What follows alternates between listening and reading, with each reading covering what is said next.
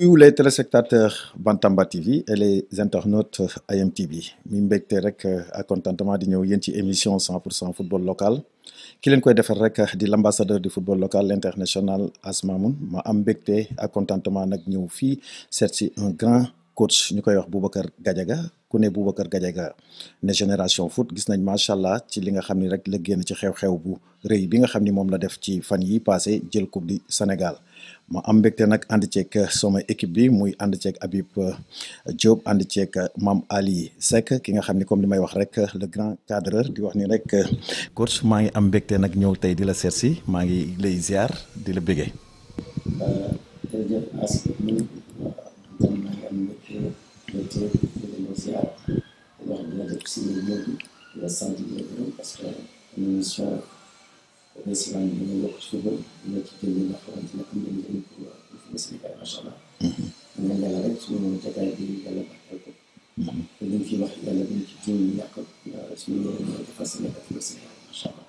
jërëjëf Boubacar Gadiaga muy taalibe Cheikh tey nag dafa ma ñëw nag teeru ma gis ngeen ko ak sañse bi bu weex bi ki nekk suñu ginnaaw nag di sunu sëriñ ñu koy ñaanal rek yàlla sunu borom yokk leeram di wax nag Boubacar xam naa ni avant may dem tuuti parce que ni ma la fekkee xam naa ni damay ñëw tuuti rek xam naa ajuma ji la mais tey dama ñëw nga gis ñëw indi lu weex tàll lan ma waral tey couleur bi.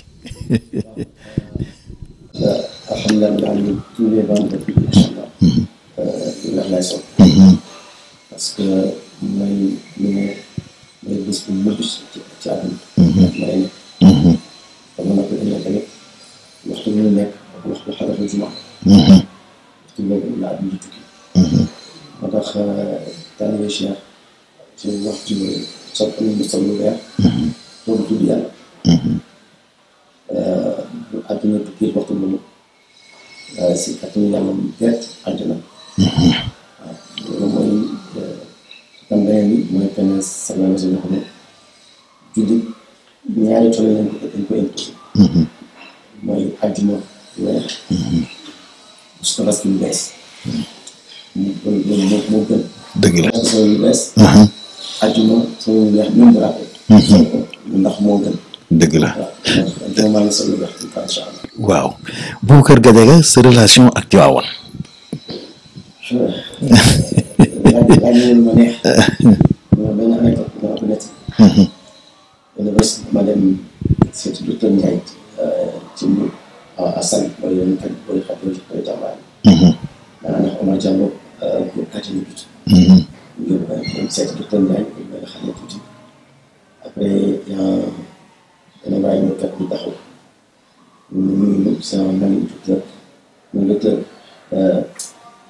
man de Omar Diallo xam naa bu baax c'est l'ancien gardien de Lyon en fondation de waaw après mu ne xam na kii ne ko non kii de kanam bi xamee naa am na ko maintenant fa ma xam ne mu toog tuuti sant fa mu ne xam naa ne Tivaouane si rajo si Babacar Sy foofu loolu la mais ma ne ko alhamdulilah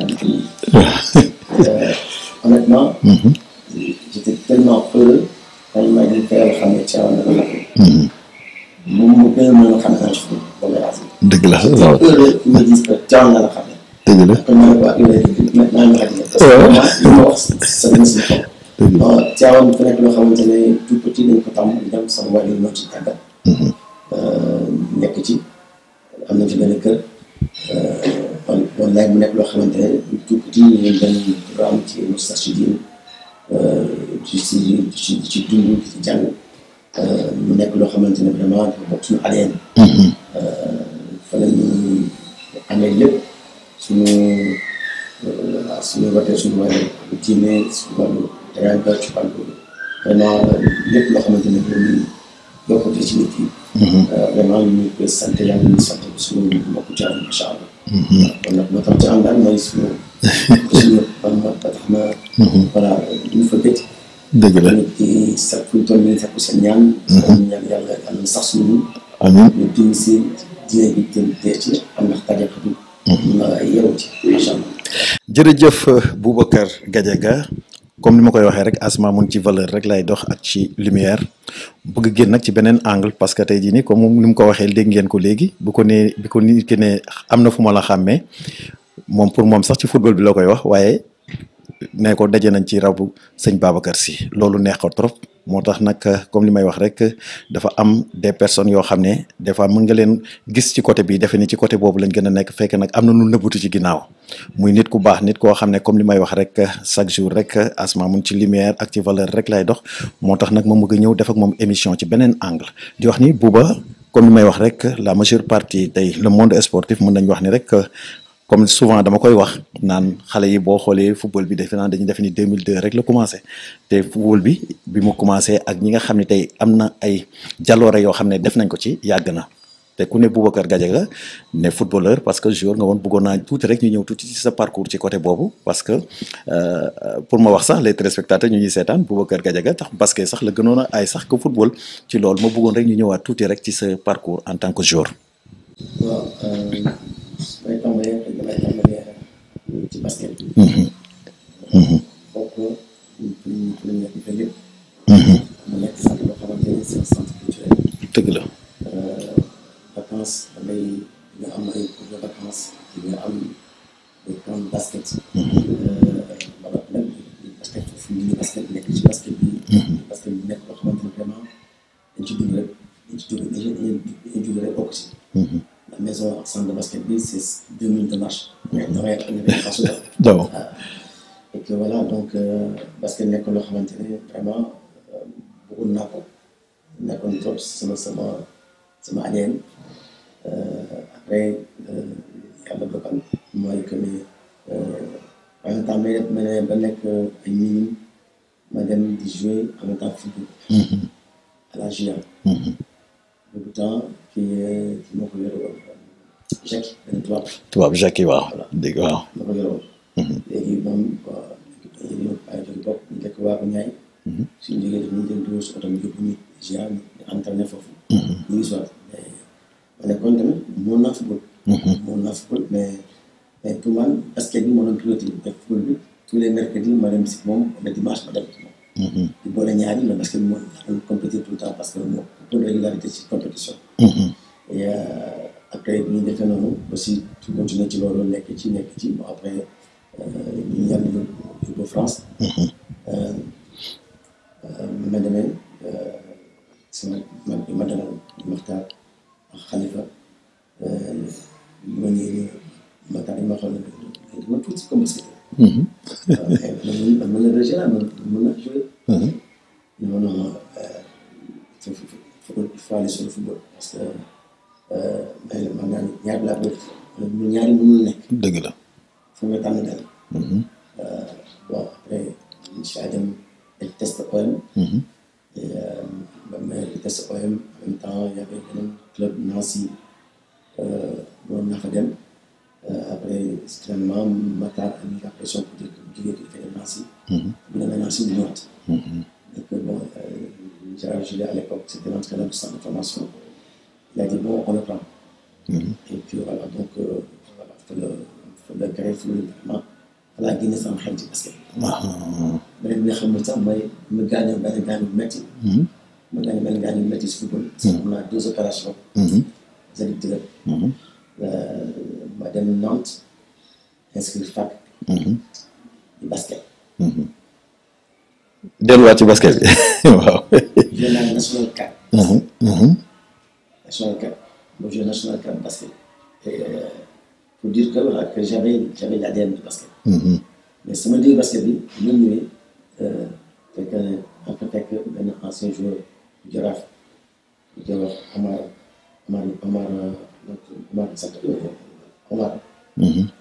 Omar Niang. Grand très bon basketteur international sénégalais. ma ne ko ñu ñëw basket. très bien parce que fu ma bëgg def yëpp ma ne ko non man basket parce que moo nekk sama xol. sa xol waaw. j'ai envie de faire comme dama gaañ. waaw. mun naa préparer wu encore. mais def basket ba ñëw basket mais 3 derniers mois yi dafa métti. parce que j'avais plus les fondamentaux. Mais honnêtement les 3 derniers mois j'avais des stats de joueurs de très très très bon niveau. Sur les passes, sur les paniers, sur les points, tout ça. Mais après, j'ai eu un. Ça a duré 6 mois, parce que on dirait 6 mois, ça a duré comme ça. Après, madame, une de la Réunion. Dans quelques années, j'étais pro à Reims, à la deuxième division. Avant même parce que j'étais pro à la deuxième division à Reims. Et Reims a déposé 2 fois le bilan. Il y a eu 2 présidents. Donc, je l'ai mis à Nantes. Après, madame, une de la Réunion, parce qu'il y avait un joueur qui était avec moi à Reims, qui s'appelait Francis Samba, un attaquant. On Togolais. On m'a dit, mais viens jouer ici. Ici, c'est le calcio de Saint-Indien. Tu vas voir, il y aura du monde, les sacs sont bien, il y a de la Réunion. Il y a un club réunion qui m'appelle.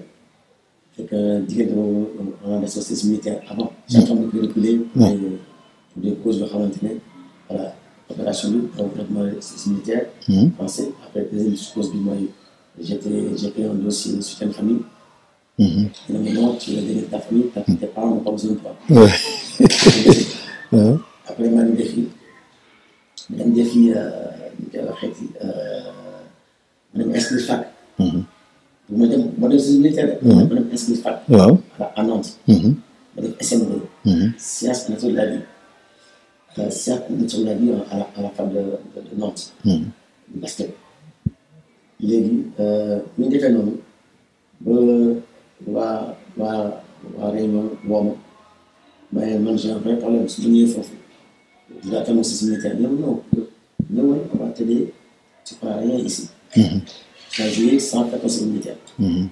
Parce qu'ils ont les capacités de faire ça comme si parce qu'en France, parce qu'en France, ils prennent les meilleurs joueurs, mais en les internationaux, ils voulaient c'est militaire, mais ils ont le temps de s'entraîner et d'aller dans le club jouer. Donc man, c'est le bâtiment que je vois en France. Les man, madame Réunion, j'ai fait mon service militaire. En même temps, je jouais en première division, au Marsan de Saint-Leu. C'est vraiment, j'ai découvert le football réunionnais. Le niveau était vraiment, sur les papiers, c'est un niveau DH par rapport à la France. Et le niveau, c'est un niveau CFA en France.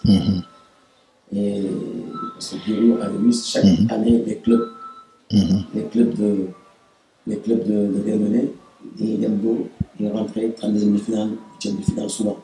Parce qu'il y a beaucoup de bons joueurs qui venaient là-bas.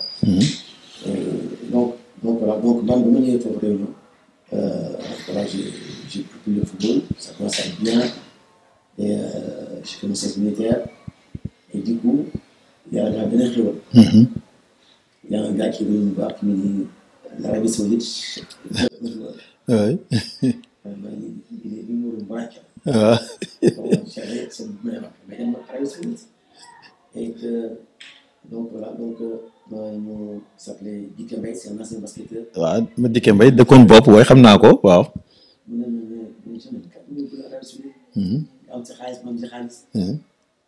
mais ça je me puis di nga nekk di nga jege si da nga diine daal waaw. waaw. donc c'est pas mon bien kay nga essayer rek 2 ans. On fait un contrat de 2 ans. D'accord. ban équipe la woon. Ça s'appelait Hajar Club. Hajar loo xam naa waaw. waaw parce que j'ai naa Riyad quoi mu Riyad Club. En deuxième division. Mu ne ma bon l'endroit c'est vraiment traditionnel, c'est une ville traditionnelle. Mais tu seras à l'aise, tu vas être bien financièrement, tu vas. J'ai dit pourquoi pas. Madame foofu ma si sentir lu baax parce que après ma nekkee foofu dem naa xam nga ñeenti yoon. dëgg la kon Alaaji Boubacar Gadiaga. waaw. Alaaji. Et franchement, voilà, ça faisait 2 bonnes années. Mon épouse, on est parti là-bas. Li tax ñu ñëwaat benn bi mooy que ne ils avaient promis à mon épouse de travailler. ñu mën nekk parce que dañuy étranger bu liggéey foofu.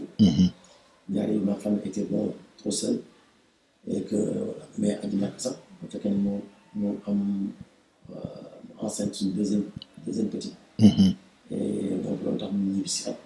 mu ñibbisi nag beneen bi tam mooy que ne j'avais déjà entamé le diplôme d'entraîneur. J'avais reçu un courrier comme quoi que si je ne fais pas de recyclage en tant qu'entraîneur, je vais perdre mon diplôme. Je ne sais pas, parce que chaque année en France, quand tu as un diplôme, il faut faire un rapport d'activité en tant qu'entraîneur. waaw foog ngay exercer quoi. Voilà, faut exercer. Et moi, j'étais resté 2 ans. C'était la 3e année, numéro 6, à la fin de la 3e année, tu n'es pas inscrit comme entraîneur, tu perds ton diplôme. Mais bon, on est en France. Et je suis revenu en France. Quand je suis revenu, je suis allé dans un club qui était. Je ne pouvais jouer que dans un club qui n'était pas professionnel. Amateur quoi. Amateur. Il n'y a que le règlement était comme ça. Donc, madame Beneville Biniwar Oyona, parce que voilà, ils m'ont pris comme entraîneur-joueur avec la réserve. Et ils étaient en DH. Donc là, au bout de 2 ans, 1 an, 1 an et demi, madame Beneville était en CFA. Je rassure. Je rassure que c'était un bon club bien structuré. C'est parce que c'est là que j'ai vraiment appris le métier d'entraîneur. Parce qu'il y avait un grand entraîneur qui était là-bas, qui s'appelait Christian Janvier, qui était vraiment en phase avec ce qui se faisait en Italie sur le plan physique et aussi sur le plan tactique. Et c'est là que j'ai beaucoup appris avec lui, c'est avec un joueur de CFA et entraîneur de la réserve DH. Et donc voilà, et c'est là que le métier, vraiment, même si je l'ai fait un peu à la Réunion, j'étais pas régulièrement dans le terrain comme entraîneur. J'entraînais les jeunes juniors à la Réunion, c'est ça le contrat. Mais c'est à Jurassic que j'ai vraiment commencé à côtoyer des équipes qui sont structurées dans le jeu, qui sont seniors et jeunes. Et voilà, c'est là que l'ADN entraîneur c'est vraiment installé. Donc voilà, donc je suis resté là-bas. Après, madame une équipe de Chambéry. Quand je suis parti à Chambéry j'étais en DH. Parce que voilà, il y avait plus de challenge pour moi. J'ai répondu la reine du club. Avec un ancien joueur de l'OM qui m'a appelé là-bas, qui était Éric Benoît, qui m'a dit viens, tu vas. Parce qu'on se connaissait à l'OM. Il me dit viens, tu vas voir que tu vas t'épanouir ici. Mais j'ai eu Marseille. Ouais, je passais par là. Ouais, parce que damay bëgg mu leer. Non, j'ai joué à l'OM, j'ai fait 4 ans à l'OM. J'ai fait l'OM avec en cadets nationaux. J'ai joué avec la réserve pendant 3 ans. Et j'ai été 3 fois appelé avec les seniors. Première. Mais c'était contre l'Algérie. C'était un match amical, on avait joué contre l'Algérie avant la Coupe du Monde. Je pense que je ne me trompe pas, c'était la Coupe du Monde 90. L'Algérie était en préparation. Non, pas 90. Le mondial 86. 86. C'était 86. À Mexique, hein? En Mexique. L'Algérie était venue se préparer à Marseille. Exactement à Aix-en-Provence. Donc il y avait un match. J'ai joué, c'était mon premier match avec les pros. Et puis voilà, donc quand le match s'est terminé, bon, c'était un bon match, ça s'est rempli. Je suis parti. Marseille, le match, je suis parti avec l'équipe qui venait de commencer avec Bernard Tapie en 88. On est parti jouer contre le WAC à Casablanca, à Casa. C'était vraiment une expérience inoubliable. J'avais croisé là-bas Moussa Ndao, qui jouait là-bas. Et Salif Diagne, hein? Salif Diagne, oui. Qui a fait un match. Oui. Et pour ce qu'on a fait 2-2. Et Moussa Ndao nous a mis 2 buts. Moussa Ngok. waaw dinaa ñëwaat tuuti comme ni mu ko waxee rek macha allah dégg ngeen maanaam carrière boobu en tant que joueur maanaam bu riche boo xam ne tey comme mën nañu wax ne rek comme li may wax rek valeur bi nekk ci Boubacar Gadiaga mi ngi noonu mais avant ñuy continuer parce que comme ni mu koy wax rek comme Asma moom damay am ay surprise noo def ma dem régie rek am lu ma ko wan ñu ñëwaat. Notre ambassadeur Asma Mout vraiment maa ngi am mbégte tey di leen dalal fii. Parce que je sais que ki nga bëgg a wax ci moom je crois que je suis man maa gën a placé pour wax ci moom parce que Bouba c'est quelqu'un que j'ai tété mais Bouba quand tu le vois tu vois en lui un gars jovial, tout le temps jovial, un gars pieux.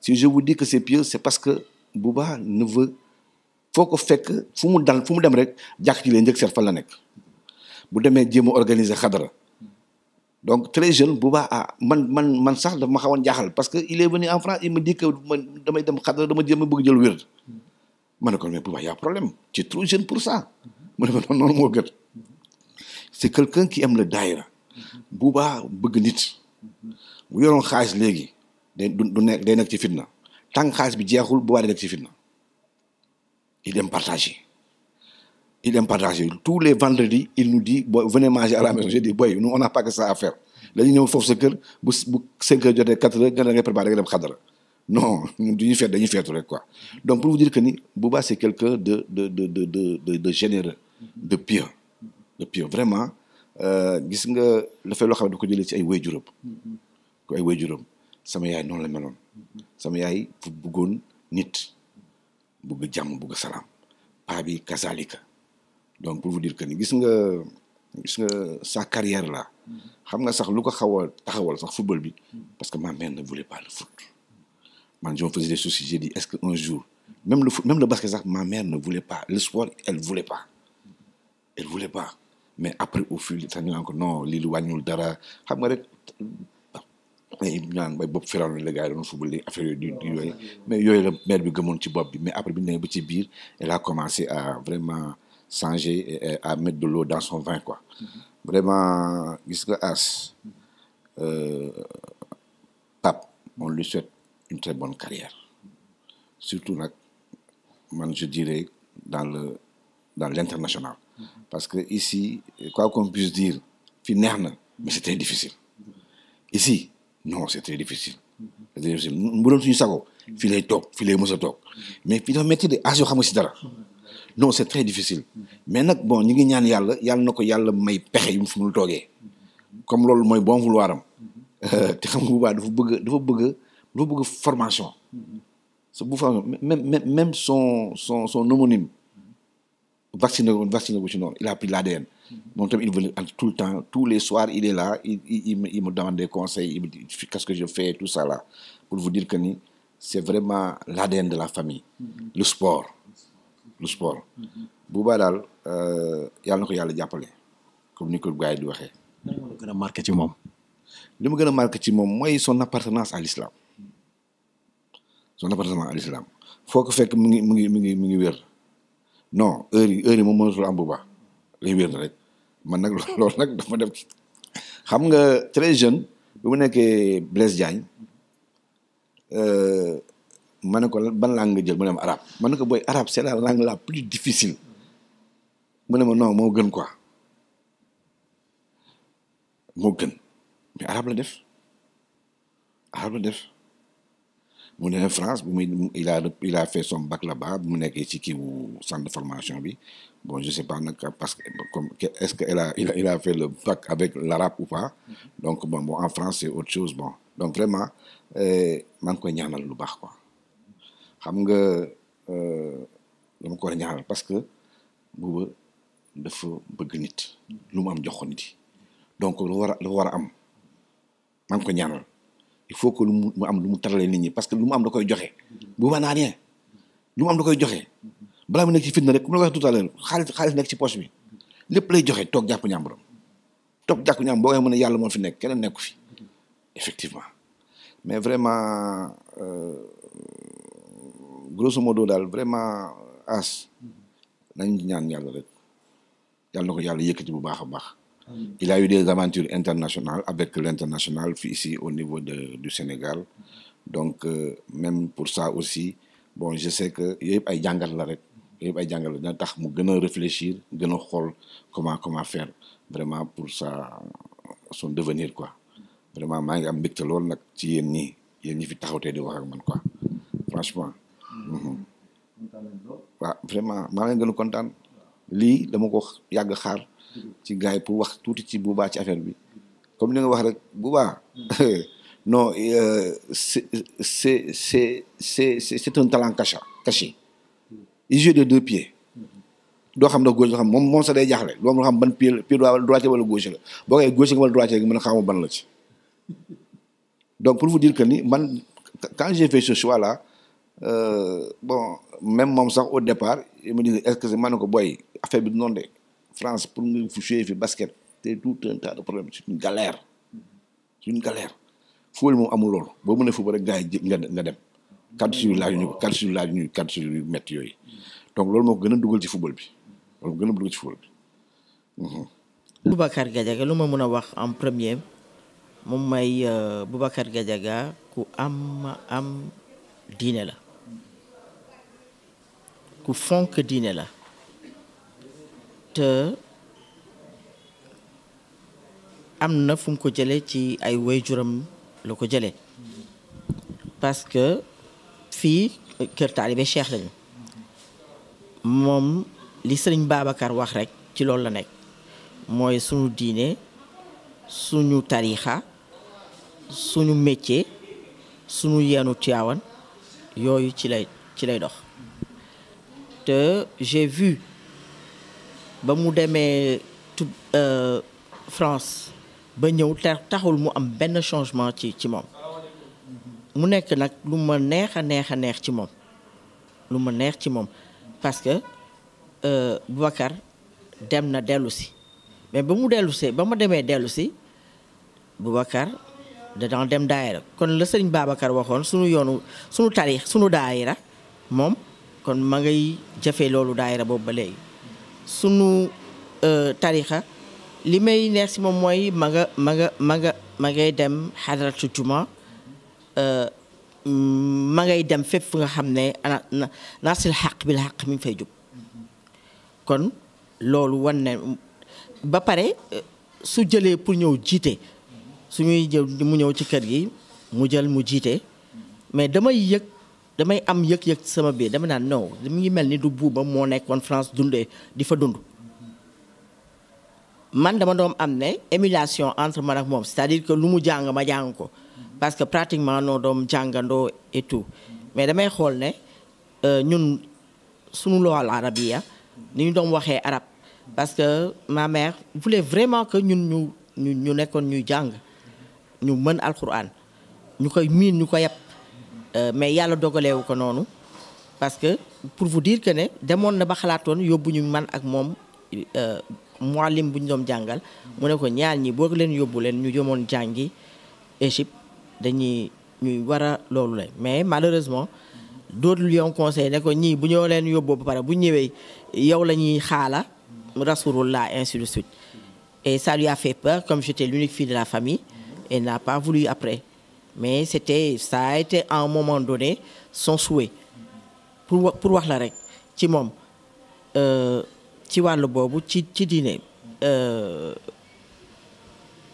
bu nekkee Sénégal ñu jël nekk ci burda amul burda boo xam ne Boubacar Gadiaga dina ko absenté lu mu guddi dina fanaan si waat Dakar mais lu mu munti def dina dem Tivaouane surtout que temps bu nekkee jàmbaar sa femme ne me laissera pas mentir une fois daf ma interpellé ne ma yow doo wax ci buuba chaque guddi bugg na dem burda ma ne ko bàyyi ko mu dem ndax waajuram chaque guddi mu dem Tivaouane ñibbisiwaat ci kër gi ba mu des dernier burdu bu ñu demee Tivaouane dootuñu dellu si fa la ñuy toog ba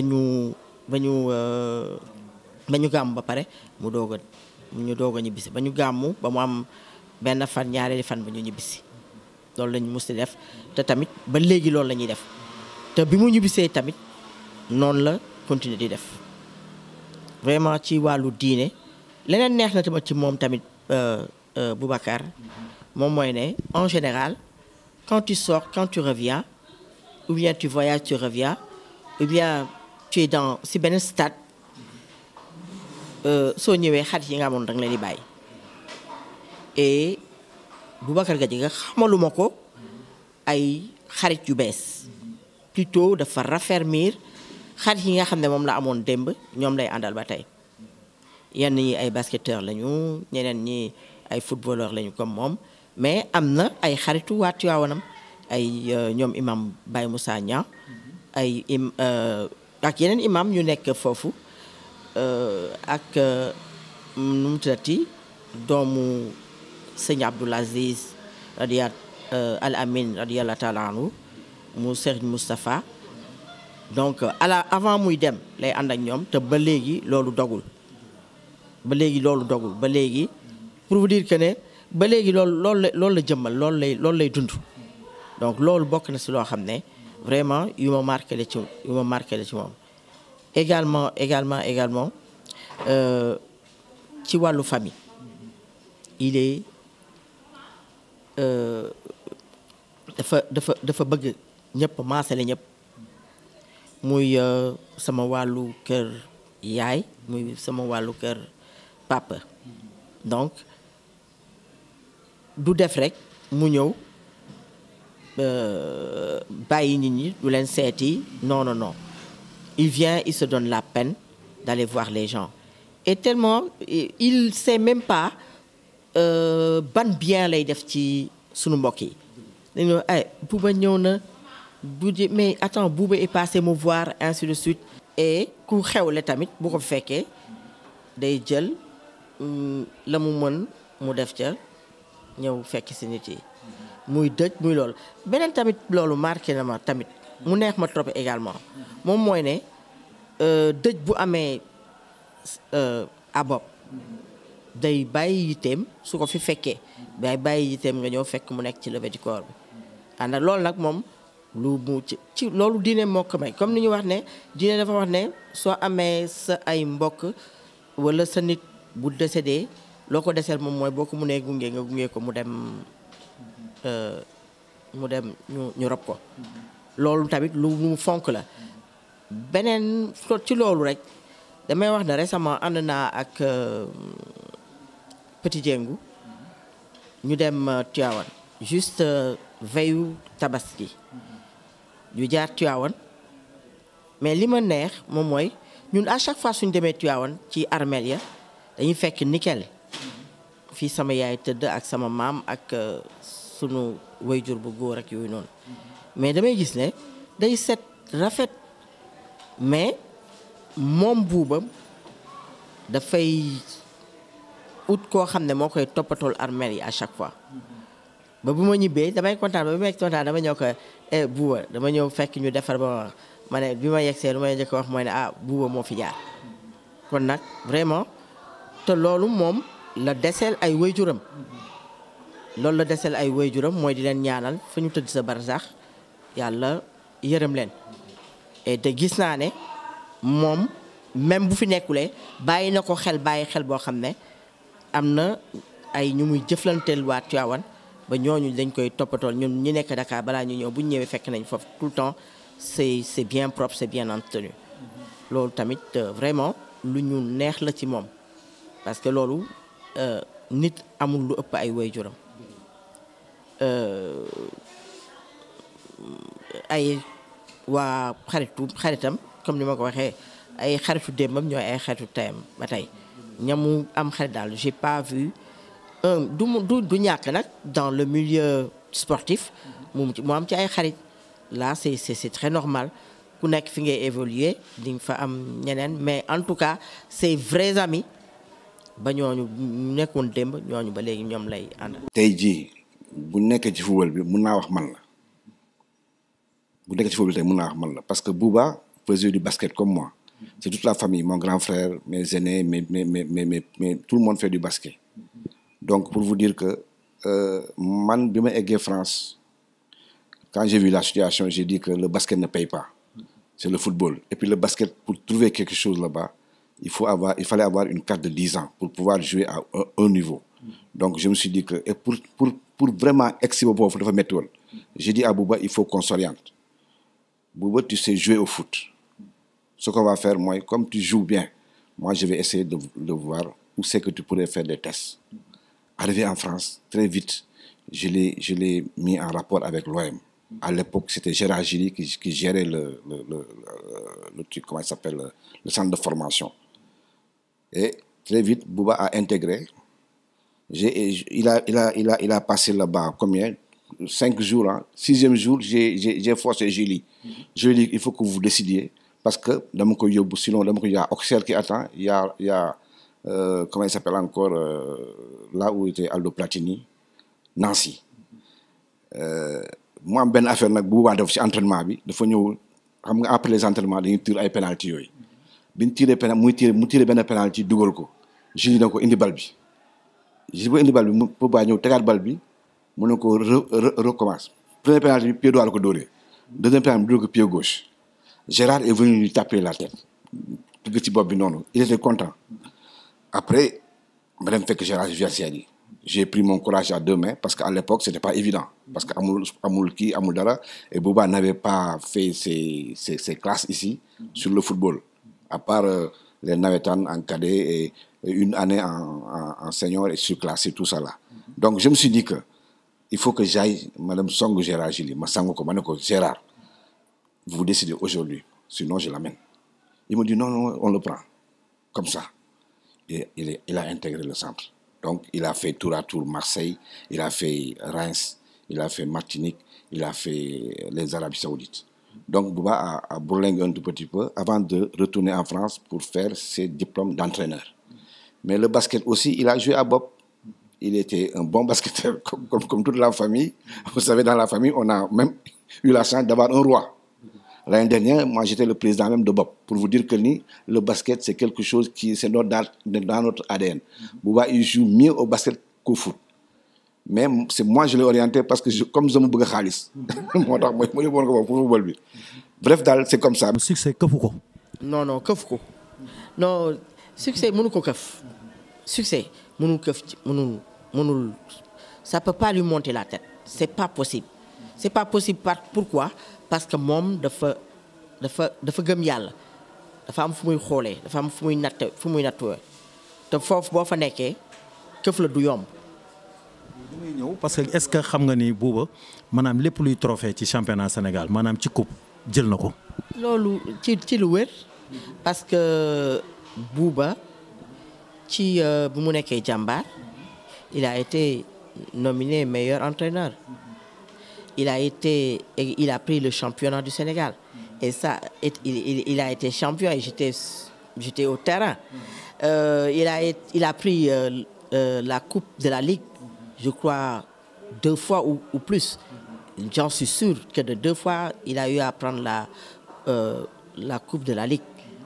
Donc, moom ci palmarèsam lan moo ko ci manqué woon y avait que la coupe du Sénégal.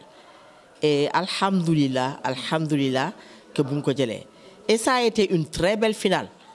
On était c'est vrai, on était stressés mais en même temps euphoriques et nous croyons en lui parce que gis nañ ne génération foot war na mën a jaar ci kaw Jaraaf. Bien vrai que nag sooy wax su ma koy wax sax dina ma xaw a metti tuuti parce que ñun budul dara ay Jaraaf man lañu. Non c'est pour de vrai hein donc pour de vrai mais nag bu Bouba balaa ngay dem feneen bu sa kër tëggee doo dem di seeti feneen. luñ koy ñaanal moom mooy ñun man dama gëm ne Bouba gëm na loolu doo mun a nekk nit du mun a nekk ci benn affaire ba pare di gëm ne moom du avancer wala du gëmul boppam.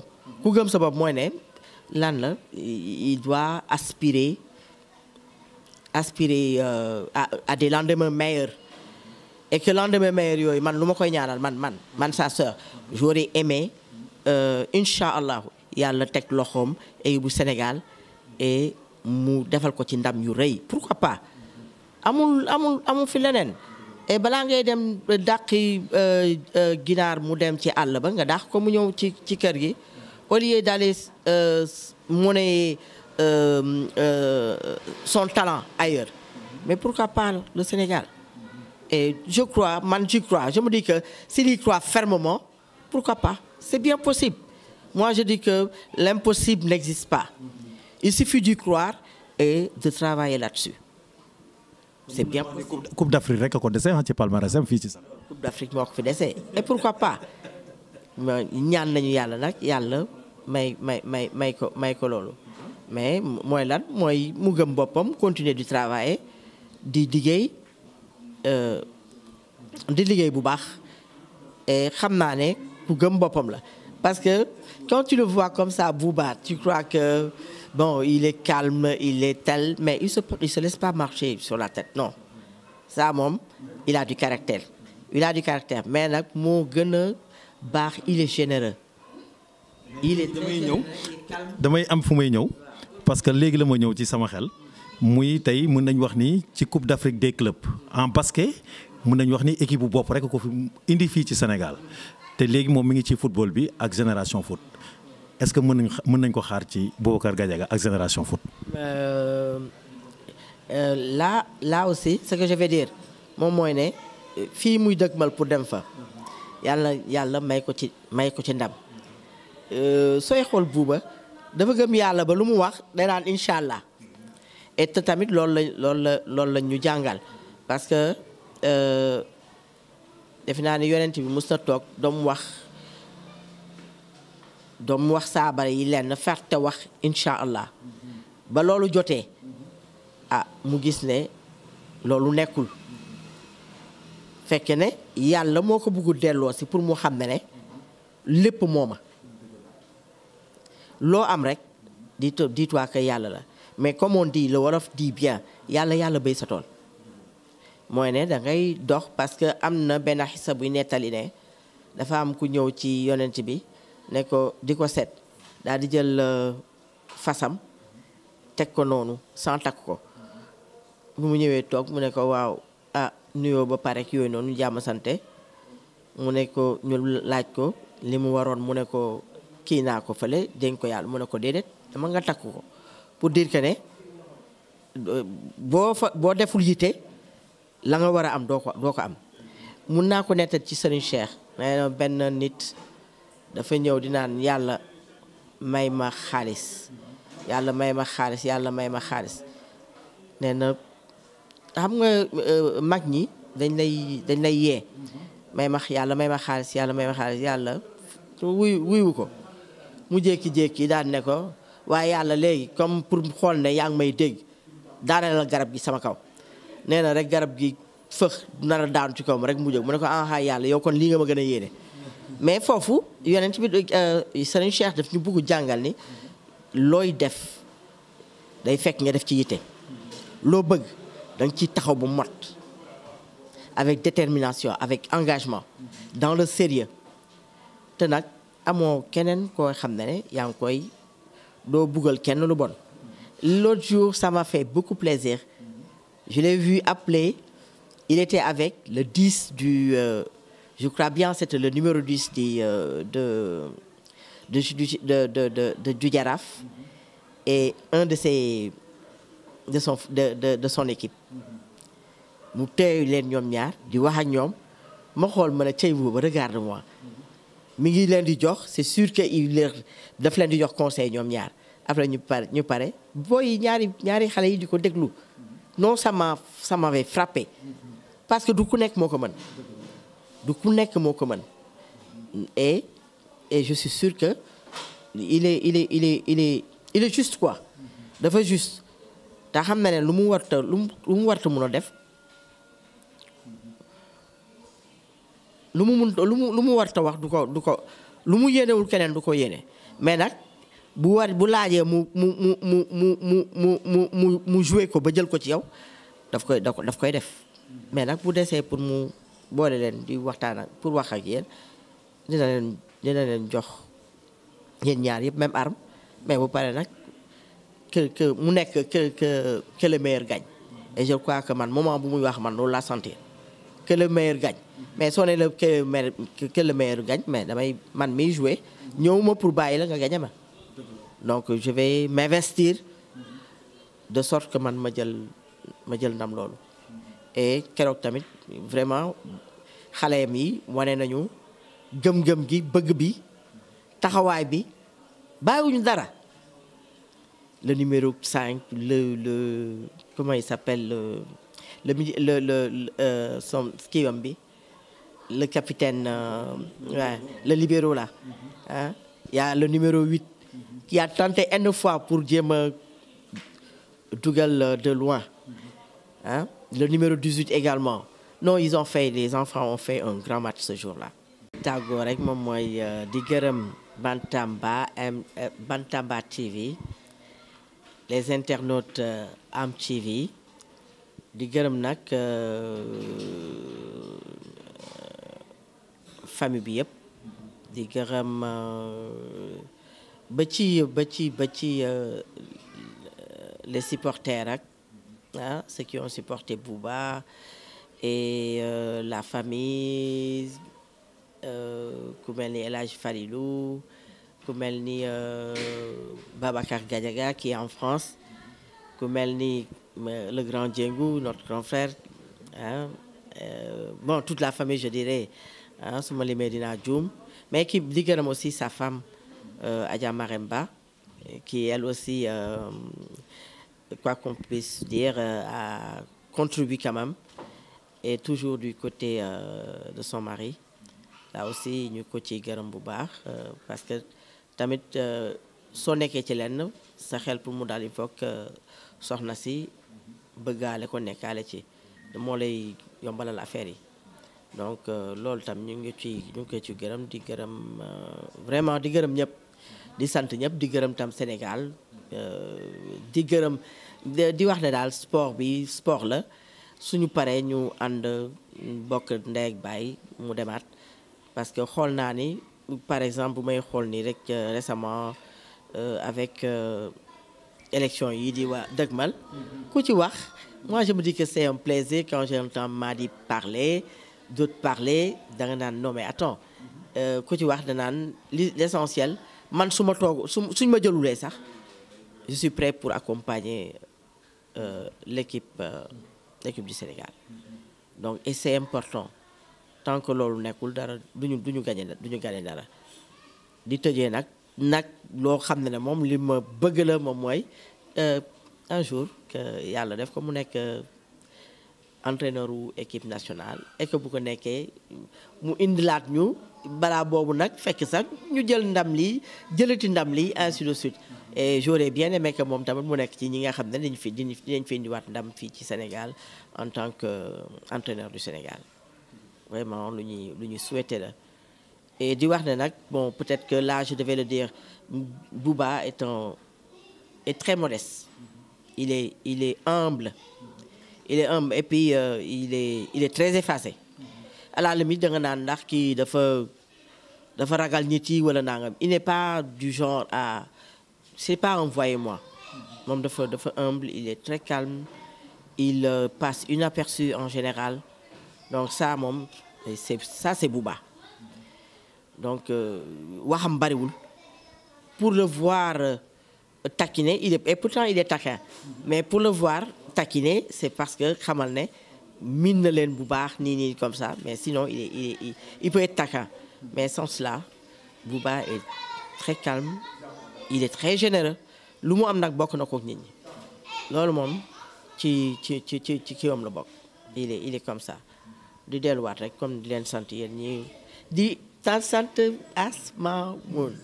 Asma Moun merci beaucoup de nous avoir permis de parler sur Boubacar Gadiaga. J'ai l'habitude de l'appeler affectueusement El Hadji Boubacar parce que simplement ngir diineem ak ngir sopp bi nga xam ne sopp tarixa bi sopp na tarixa bi te fonk na ko xawma sax lu may wax il y a un moment où que bu mu nekkee Sénégal que mu nekk en France dem naa France fekk ñu jël oustaz muy jàngal ci ay doomam en France wallahi lazim c'est pas parce que c'est mon frère mais je l'ai trouvé dañu jël oustaz buy ñëw di leen jàngal ci xale yi et quand il était à Djambar c'était pareil parce que moom tamit noonu lañ ko defal waajuram da koy jël di ko tette ci alxuraan ba ni mu màggee waxuma mu nekk lu ndaw de tuuti tànk ba ni mu màggee loolu defal nañ ko donc su ko defalee ay doom dama ne ko lu war la donc. macha allah rek laay wax dégg ngeen kàddu yi nga xam ni moom la ay frère am ak sœur am wax lii rek la ñuy ñaan ndax tey comme li ñuy wax rek nit bu ne baax na rek dama laaj ñi ko jege mais kàddu yi ma dégg ak li nga xam ni moom la ñu wax ci Boubacar Gadiaga damay naan alhamdulilah loolu rek doomu aadama di laaj Bouba damay ñëw gis nga comme li may wax rek surprise baa ngi noonu xam nga ni As moom chaque jour rek dafa tactique xam naa ni bi may dem doo ko yëg mais jaar naa ci sa ginnaaw dem seeti seen waa kër nga dégg kàddu yi nga xam ni wax nañ ko ban sentiment nga ci am. parce que dëgg yàlla lu baax dëgg bi léegi ñu xaw a yàgg. jëggu benn jaxas benn fiw ñu gën a am ci loolu waaye ñu bàyyi ko. dëgg la. dama déglu lu bëri sama yaay. quand je pense que j'ai la moitié. dëgg la. sama yaay bu baax la. dëgg la. man maa doon caata. j'ai dormi à ce côté jusqu'à l'âge de 13 ans. ma faa nag moom sama jógee sa papa sama yaay jusqu'à 13 ans. valeur yi ñuy inculqué si njëkk mooy tab. Elle a construit 3 maisons. moo xam ne ñetti kër yëpp loyer yi ñu fay ñetti kër bu nekk. mu def fa daara alxuraan xale yi 21 enfants yi ñoo ko ñu est-ce que ñu fay. moom mooy ñëwee defar institut islamique. dañu nekk Pikine. yàlla dogal ko waaye ñu ngi si xalaat. valeur yooyu maanaam moo nekk suñu biir suñu ruux. moom mooy dund suñu. dëgg la. ma femme moo di ne pas ambitieux. ma ne ko de ambition bi am naa ko mais du ambition pour am alal. quand j'étais petit dama ñaan yàlla danaa réussir si sport bi. wante utuma ci xaalis. dëgg la. non yàlla nekk ci football bi. mais bugguma parce que bu ma nekk xam dama doon jàng histoire Saxla Bata. moo saas bi ma ko doon tànn sax xaw a taw tuuti ma jàngal sama doom. parce que ñu ngi sama xale yi fii mais saas moom ak Saxla Bata moo xamante ni dafa amoon dara ba xëy sax yow sax ñaanal ko dafa ko mu am alal waaye ci àll bi la al ko. loolu la ndax ça m'a marqué tout petit. dëgg la. ma ne yàlla. li ma bëgg mooy sport bi bëgg si feeñ bëgg si am dara yàlla naa ko am te bañ ma lor ci wàllu ji. dëgg la. may ñaan loolu wallaay ci lii la. dëgg la. léegi nag quand je dis ça moo ko mën a parce que ñun dafa amoo dara. yàlla boo ko nee. dama bëgg gis ne milliard mais les milliards. waaw mbiru àdduna la yow waaw. c'est mon ami. waaw waay waay. donc ziar ko ñu si ak jamono yi en France. bu baax mu dimbali. dëgg la. te mu nekk si lu bëgg. sincèrement parfois am na actes yu bari moo koy réalisé sama ginnaaw ma ko yëg. dëgg la. suñu yëg du ma jërëjëf. mais là ma ne ko li ma ne sama soxna moo ko xalaat. dëgg la. parce que xam ne loolu laa dund moom mooy def. su lu bari si ay qui prend l'initiative. voilà léegi nag xam na noonu la mel. parce que mu nekk dans France tamit ku mu mën dimbali may dimbali. et honnêtement daal macha allah li ñuy wax rek nekk ne ku wér gu tëb doom ji bët. dëgg la. et vraiment fi ñu jëlee loolu rëccuwuñ ko suñu waajur yi rëccuwuñ suñu mag yi encadré. ñaan yàlla rek. nga xamante ne mooy suñu diine suñu tarix. suñu yoonu Tiwaawan. waaw. yàlla bu mu dañ jóg. amiin. daayira ñu ngi ci mais li am solo rek mooy que ne voilà ñu ñaan yàlla suñu njabootam dugg ci dekk ci. dëgg la. voilà loolu mooy loo xamante ne dinaa ko wax te beneen tam bañ profité di nuyu sama wasila. di ko ziara si Moustapha Amin. amiin. waaw nga xamante bu nekkee xale.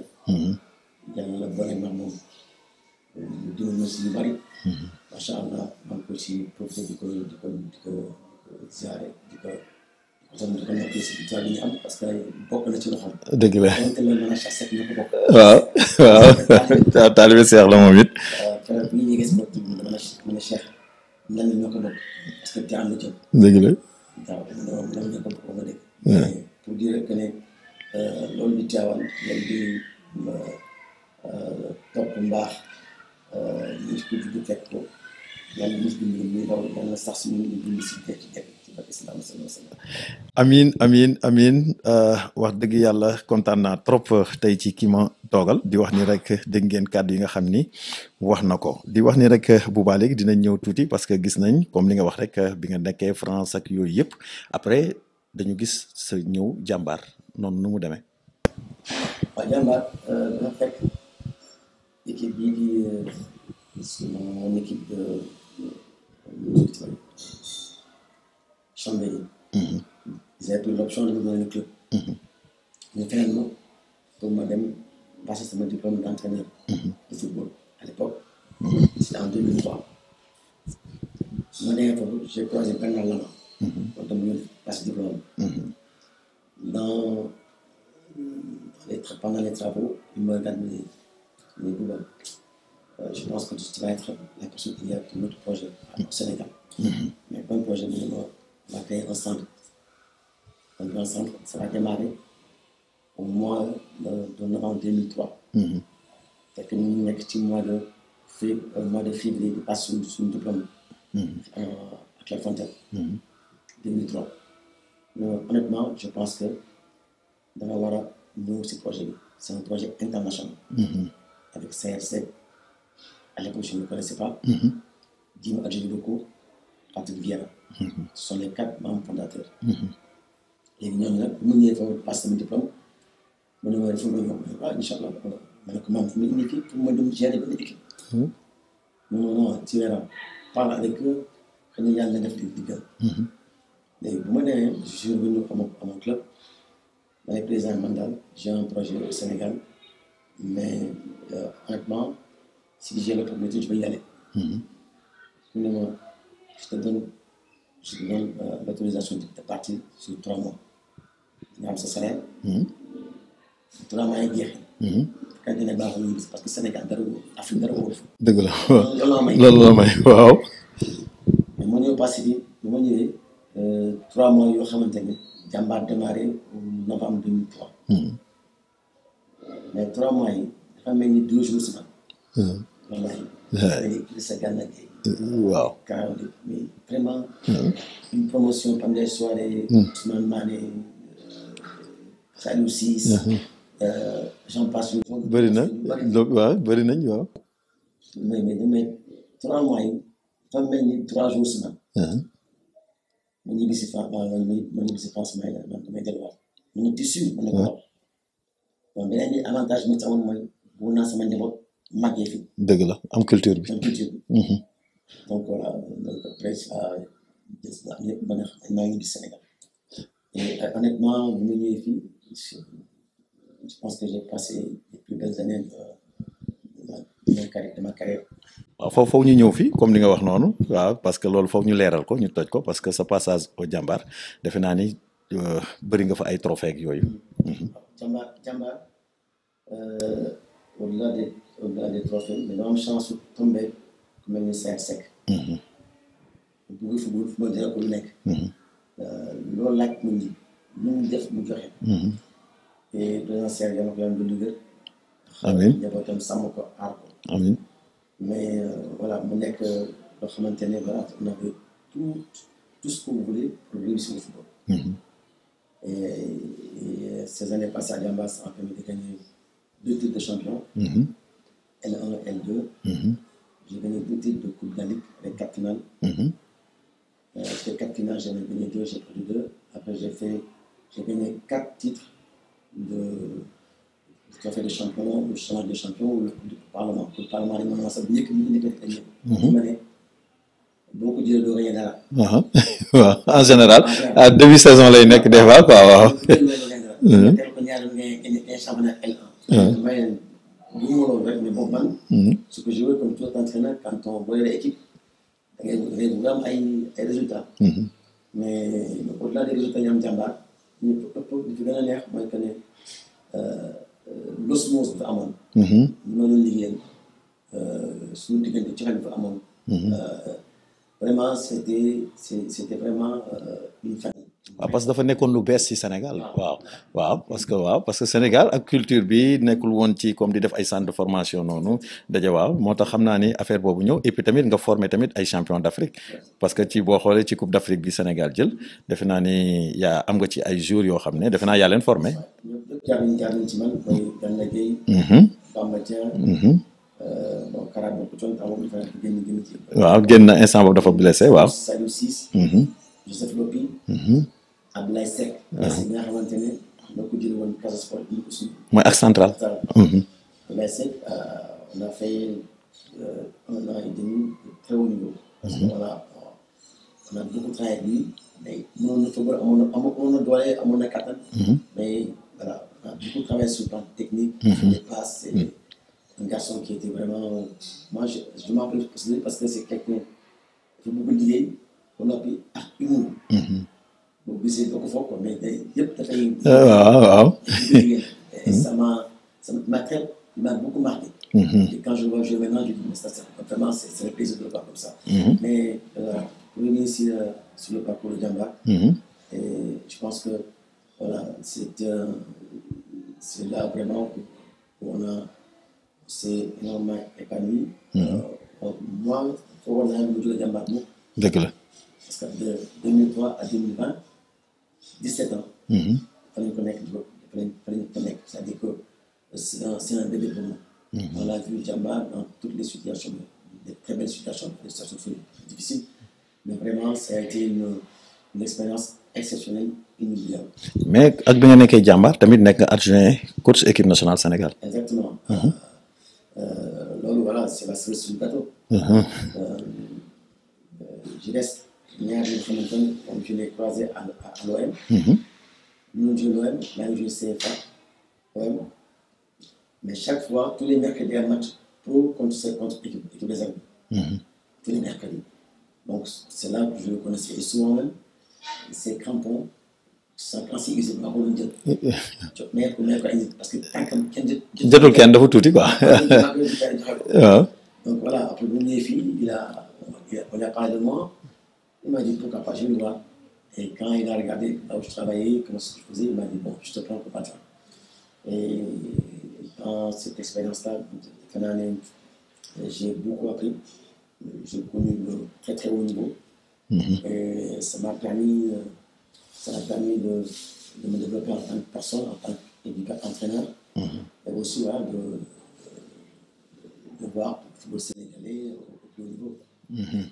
waaw ñuy jékki rek comme ni ñuy wax rek comme d'habitude rek xam nga rek un bon coach moom defe naa ni du taxawaalu parce que après gis nañ la bi nga jógee foofu nga dem Maroc est-ce que mën nañ ñëwaat tuuti rek ci sa Maroc bi.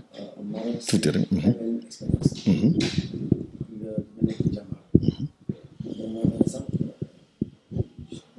Je travaille tout le temps mais je voulais voir un peu où s'arrêter mes limites. Est-ce que maintenant j'ai l'idée. J'étais en France, je travaillais à La Réunion. Mais bii dama ne xaaral ma dem xool trop jàng ba xool lu fa nekk. est-ce que ñooñu raw ñooñu mën fi ñu mënee. Et que aussi c'est aussi kenn xamuma. Il faut se faire un nom. Il faut jouer.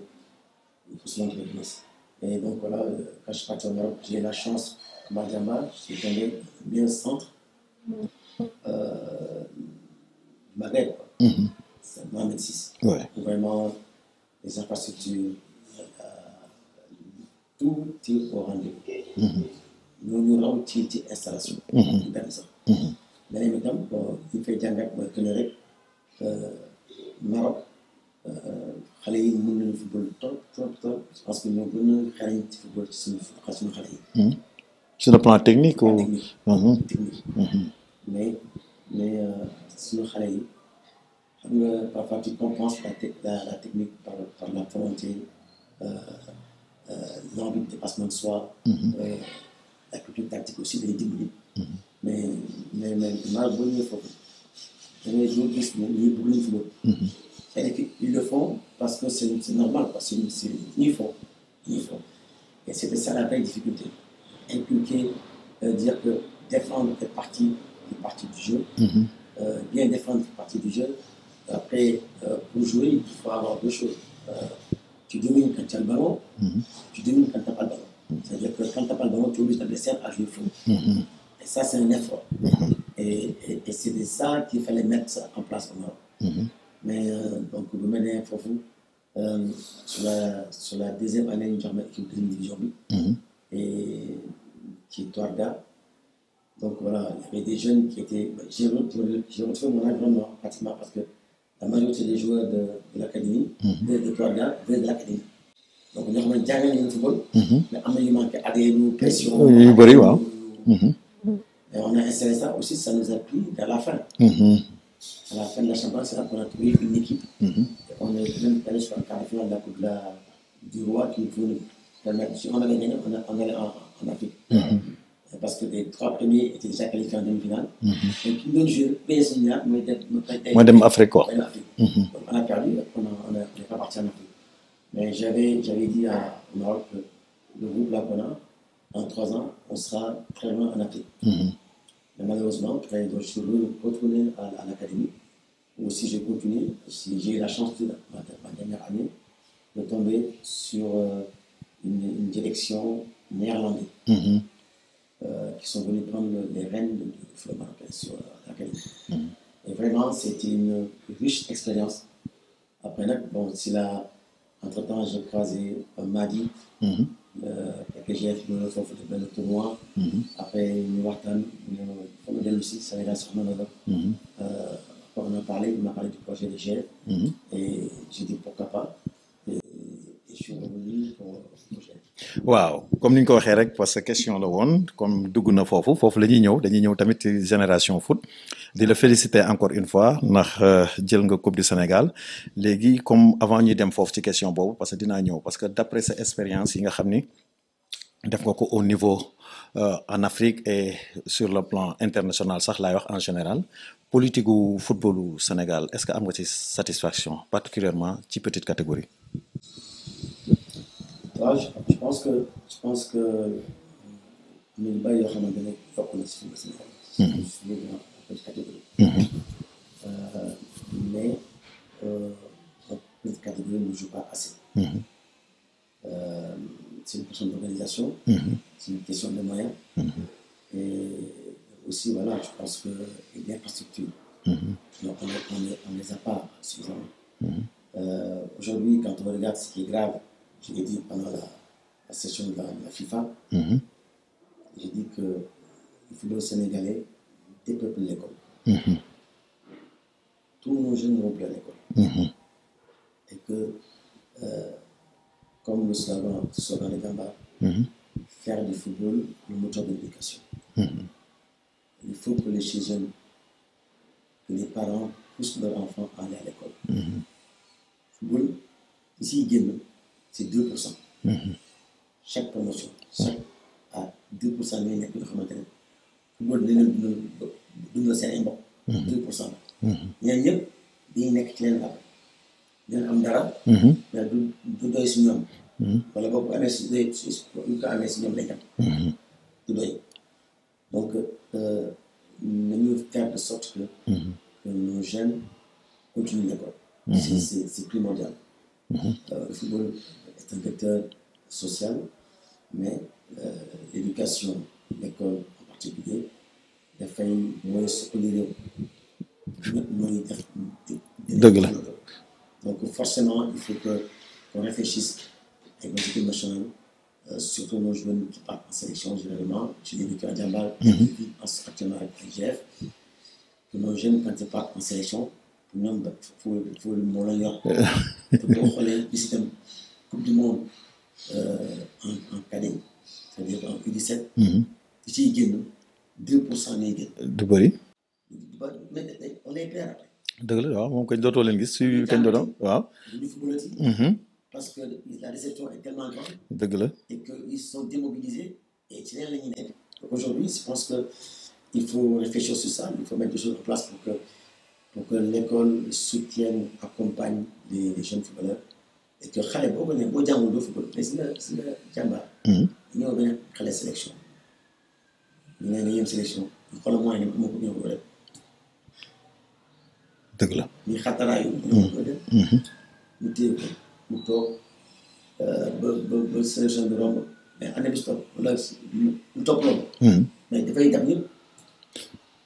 ñëpp lay def day jàng réussir examen am mais xam ne bu demul fii bu jàngul fii du dem fële léegi ça on a c'est vraiment à la légèreté quoi quand je vois waaw parce que da ngay gis ñuy jox naan ay sport étude kon étude sport la ñu war a wax moo gën waaw étude sport comme ni waaw parce que d'après ni ma analyser nii étude sport la ñu war a wax waruñu wax sax sport étude waaw en général comme ni nga ko waxee léegi dinañ ñëw ci loolu parce que mënuma la woon bañ a laaj loolu ndax gis naa vécu bi nga ci am ci organisation ci côté petite catégorie yeeg yooyu yëpp gis nga tamit sunu football bi fi mu toll di ñëw rek ci sa passage tamit ci génération foot Mady lan la montré ban projet la woon ba nga bàyyi Maroc ñëw génération foot. waaw je pense que sant alhamdulilah chance ma am mooy jëlu Seye qui était un grand monsieur. mais aussi Mady mu nekk un grand monsieur. Les deux ont le même dénominateur commun, mais leur passion en football. Fu ñu àgg ci sopp football. ñu ko bëggee ak kenn du leen dab ci loolu. ça leur et que quand tu es venu me dire que pour faire de grandes choses on peut travailler en même temps la formation on a pu aller faire quelque chose en Afrique. Mady loolu mooy objectif bi waaw. loolu mooy yitteem. Moi, je veux qu'on forme des joueurs qui partent à Metz, qui partent, mais en même temps, je veux qu'on gagne des titres africains. mais est-ce que loolu dina gaaw ak ni ngeen di doxalee parce que yaa ngi may dugal foo xam ne coach waaw wala yéegale waaw.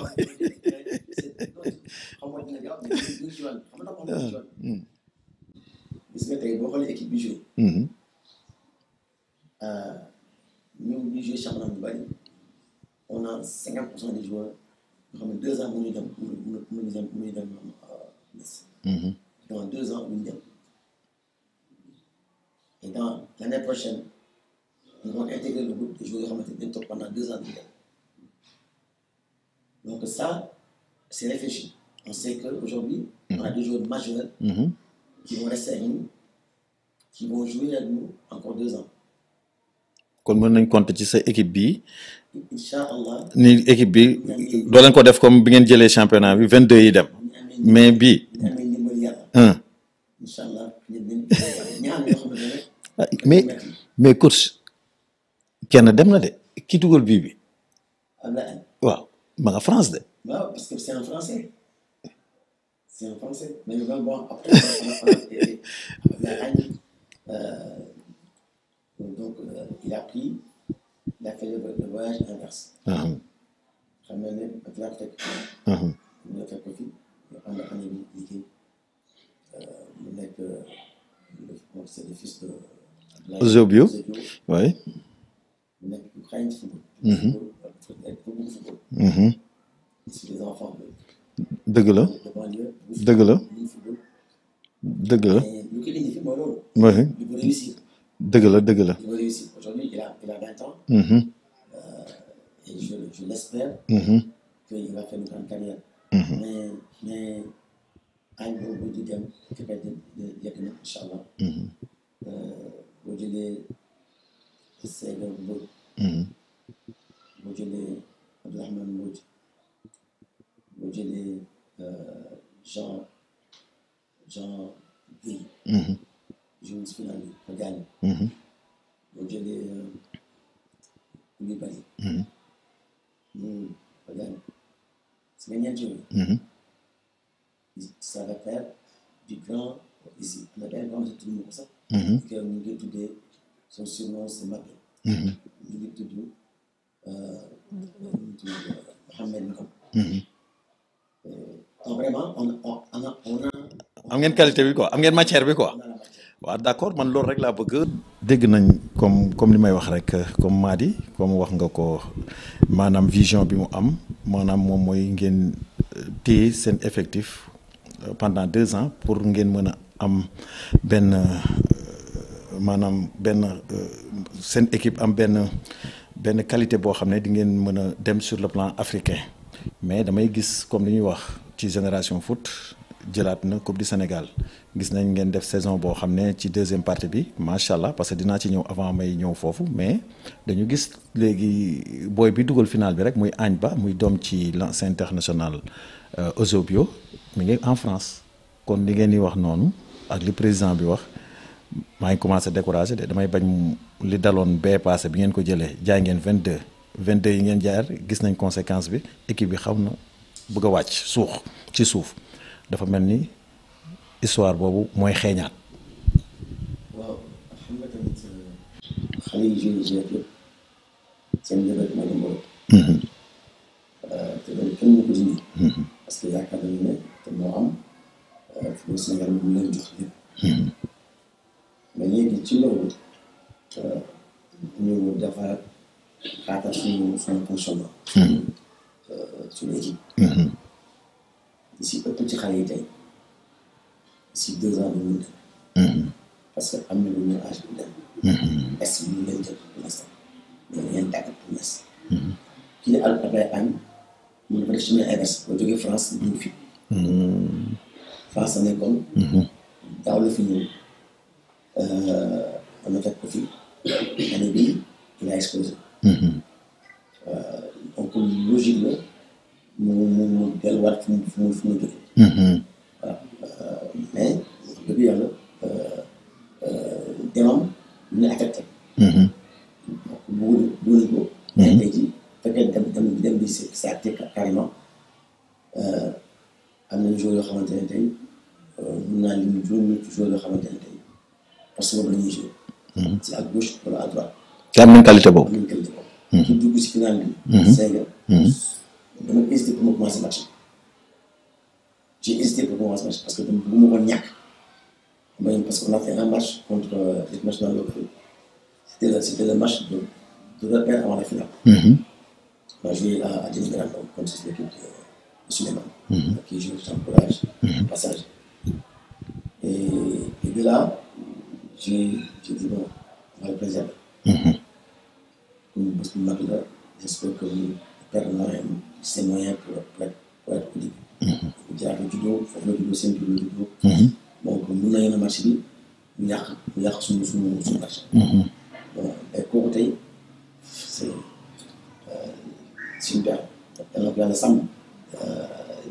amiin ak ñu mu dugal keroog bon bu ko amee ñeentoon ñu ko def ñeentoon foofu il est c'est un joueur qui est macha allah yàlla na ko cat dab. mais voilà luñ ci moom loo xamante ne tey 2 ans mënu dem. waaw dëgg la comme ni nga ko waxee matière bi mi ngi fa am ngeen jool d'accord foofu nangu naa léegi dañuy ñëw tuuti ci saison bi parce que gis nañ sa première année ak Génération Foot gis nañ au début tamit équipe bi peut-être ni nga ko bëggee woon dafa mel ni ci deuxième partie bi la affaire yi mokk parce que mën nañ wax ni deuxième partie bi Génération Foot bokk na ci les meilleures équipes yi nga xam ni def nañ fin de saison bu extraordinaire. voilà ça dañ koy sant yàlla bu baax parce que début métti woon na je pense que li ñu gën a métti tax mu gën a métti mooy repère bi ñu am suñu terrain. suñu terrain amatul. dëgg la. match yëpp on peut dire pour la jouer avec Sédhiou. waaw parce que Thiès ngeen di recevoir waaw. on a jamais joué chez nous. donc bu ñu ñëwee Thiès ñu recevoir ñoo ci yem. ñoom si terrain bi. te neutre la nekk. sauf que voilà xëy na parfois ñoo gën a jege équipe bi ñëw foofu. wala yenn saa yi mooy gën a jege parce que boo joué ak Walidane moom moo nekk dugub doo yegg si. donc voilà loolu bokk na si nga xamante ne mooy difficulté dugg si saison. amoon na daaw amaat na ren si dugub amaat na ren.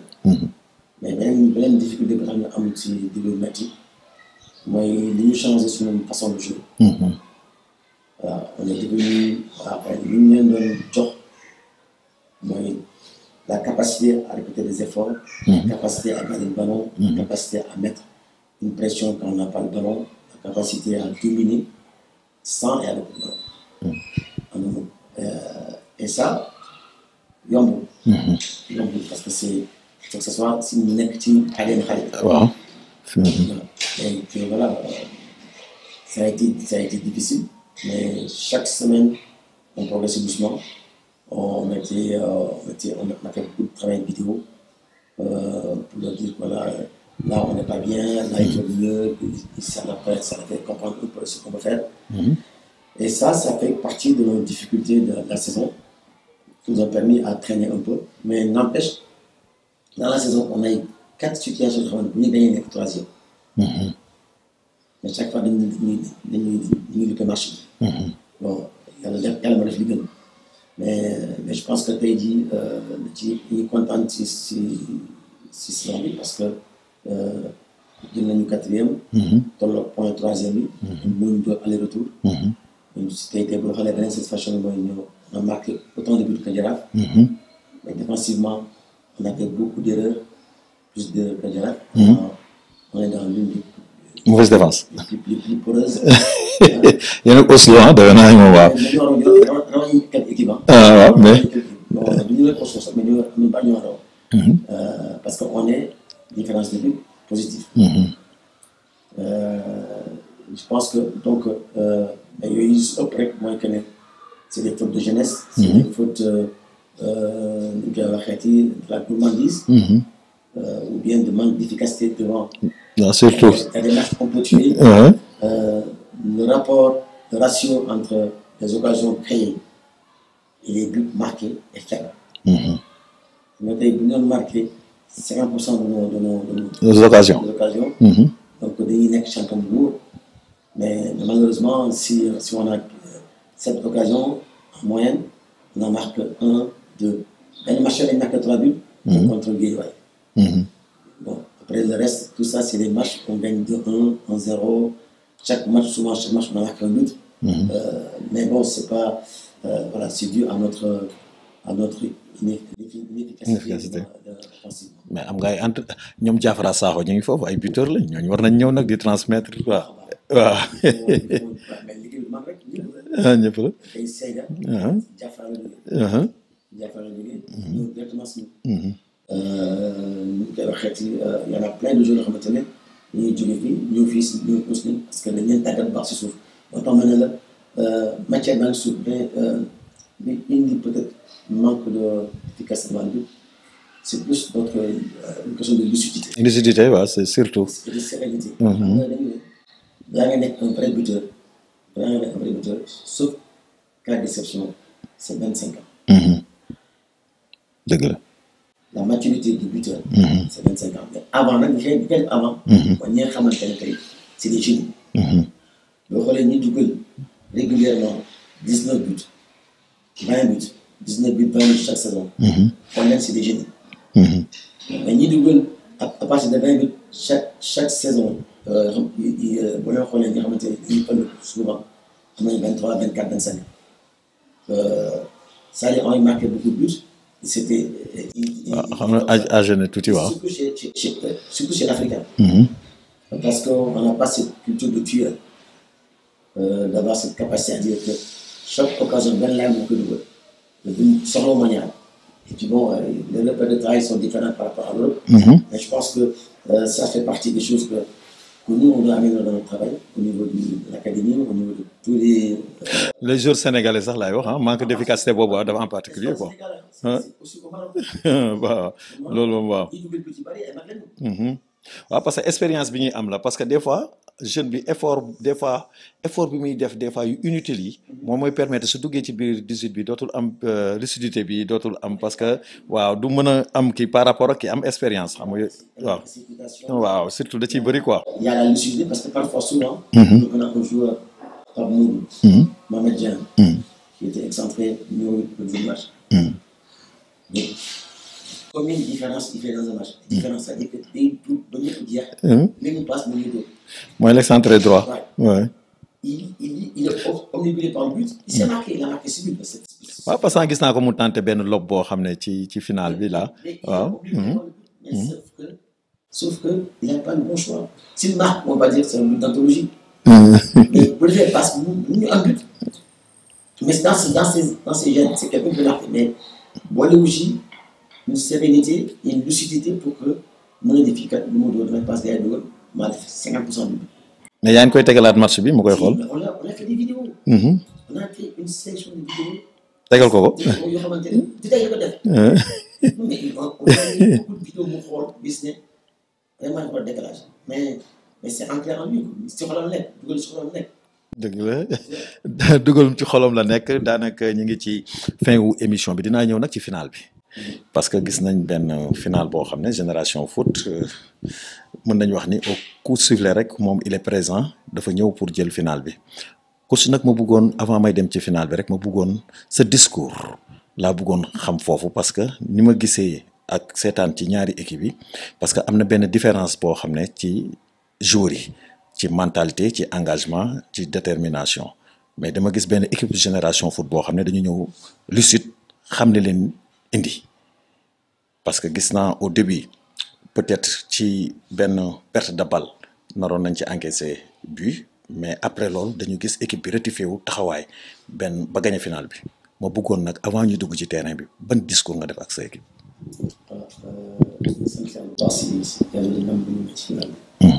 Je pense que le final B, c'est pas le jour de la finale. Ça s'est préparé tout au long de la saison.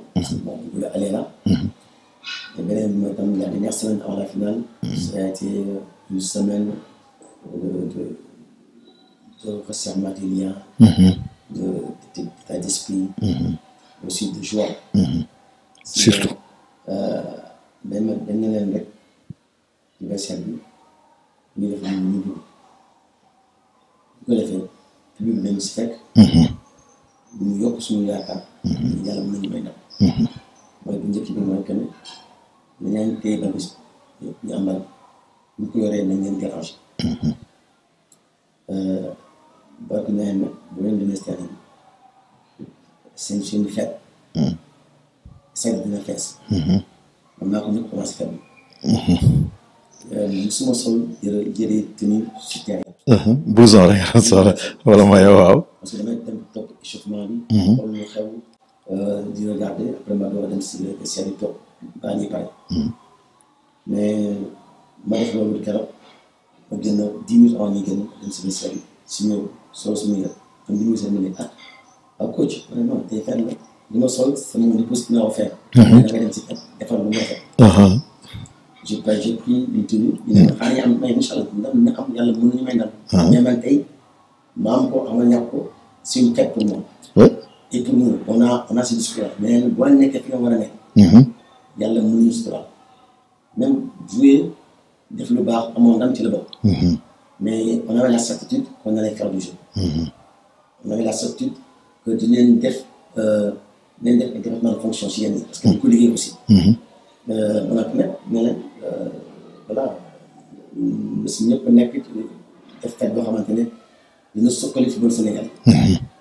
pour ñun tey maa ngi ko doon wax enragé sax que yàlla na nekk football boo xamante ne ñaari dañuy football. nga xam ne football Sénégal teewul. benn bi mooy parce que pour ñu ko joué keroog terrain ba baax.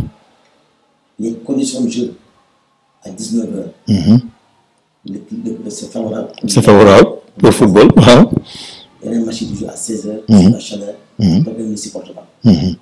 Beneen bi mooy li am Sénégal te du jóge si dënnu bi mun na am ci Tëngéej ci Pikine ci région yi wala des régions yi ñu joué Guelwaar sa def fees dell.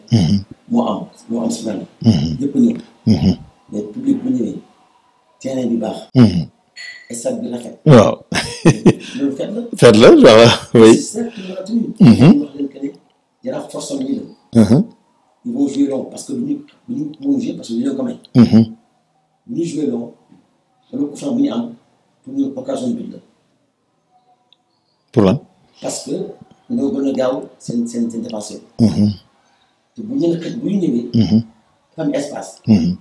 mais si nga deuxième mi-temps bi su ñu amoon tuuti lucidité. tuuti un peu plus de justesse. technique. on marquerait 2-3 buts.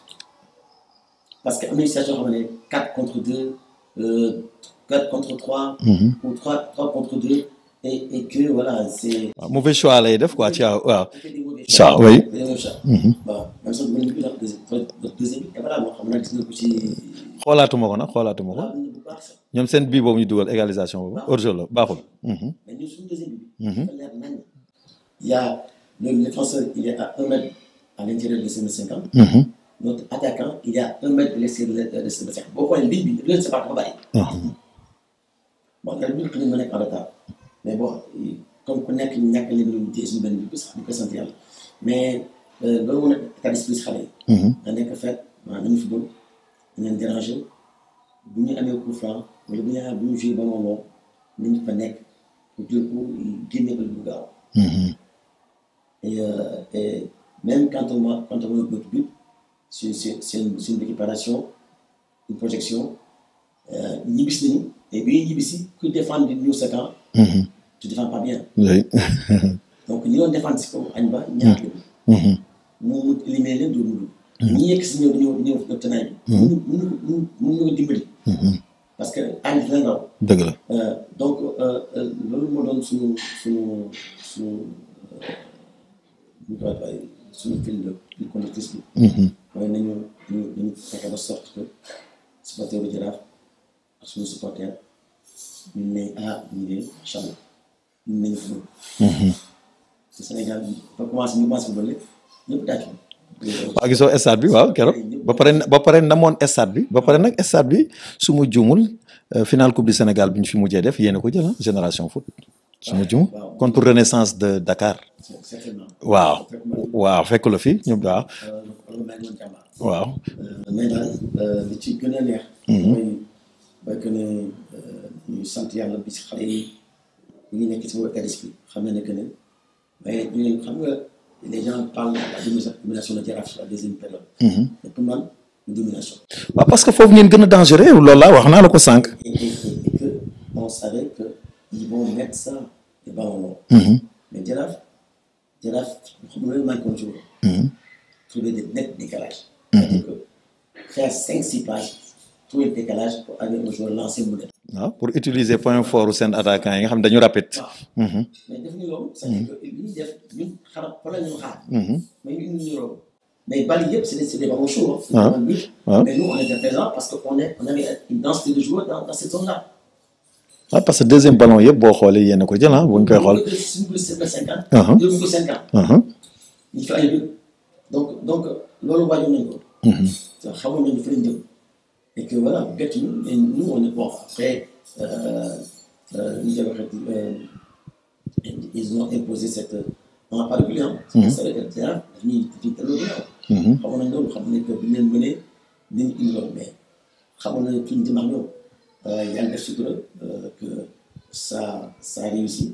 et que nam ñu nekk ci ñu nekk loo xamante ni vraiment sedd na xol ñaan yàlla ñu jig donc yàlla barkeel.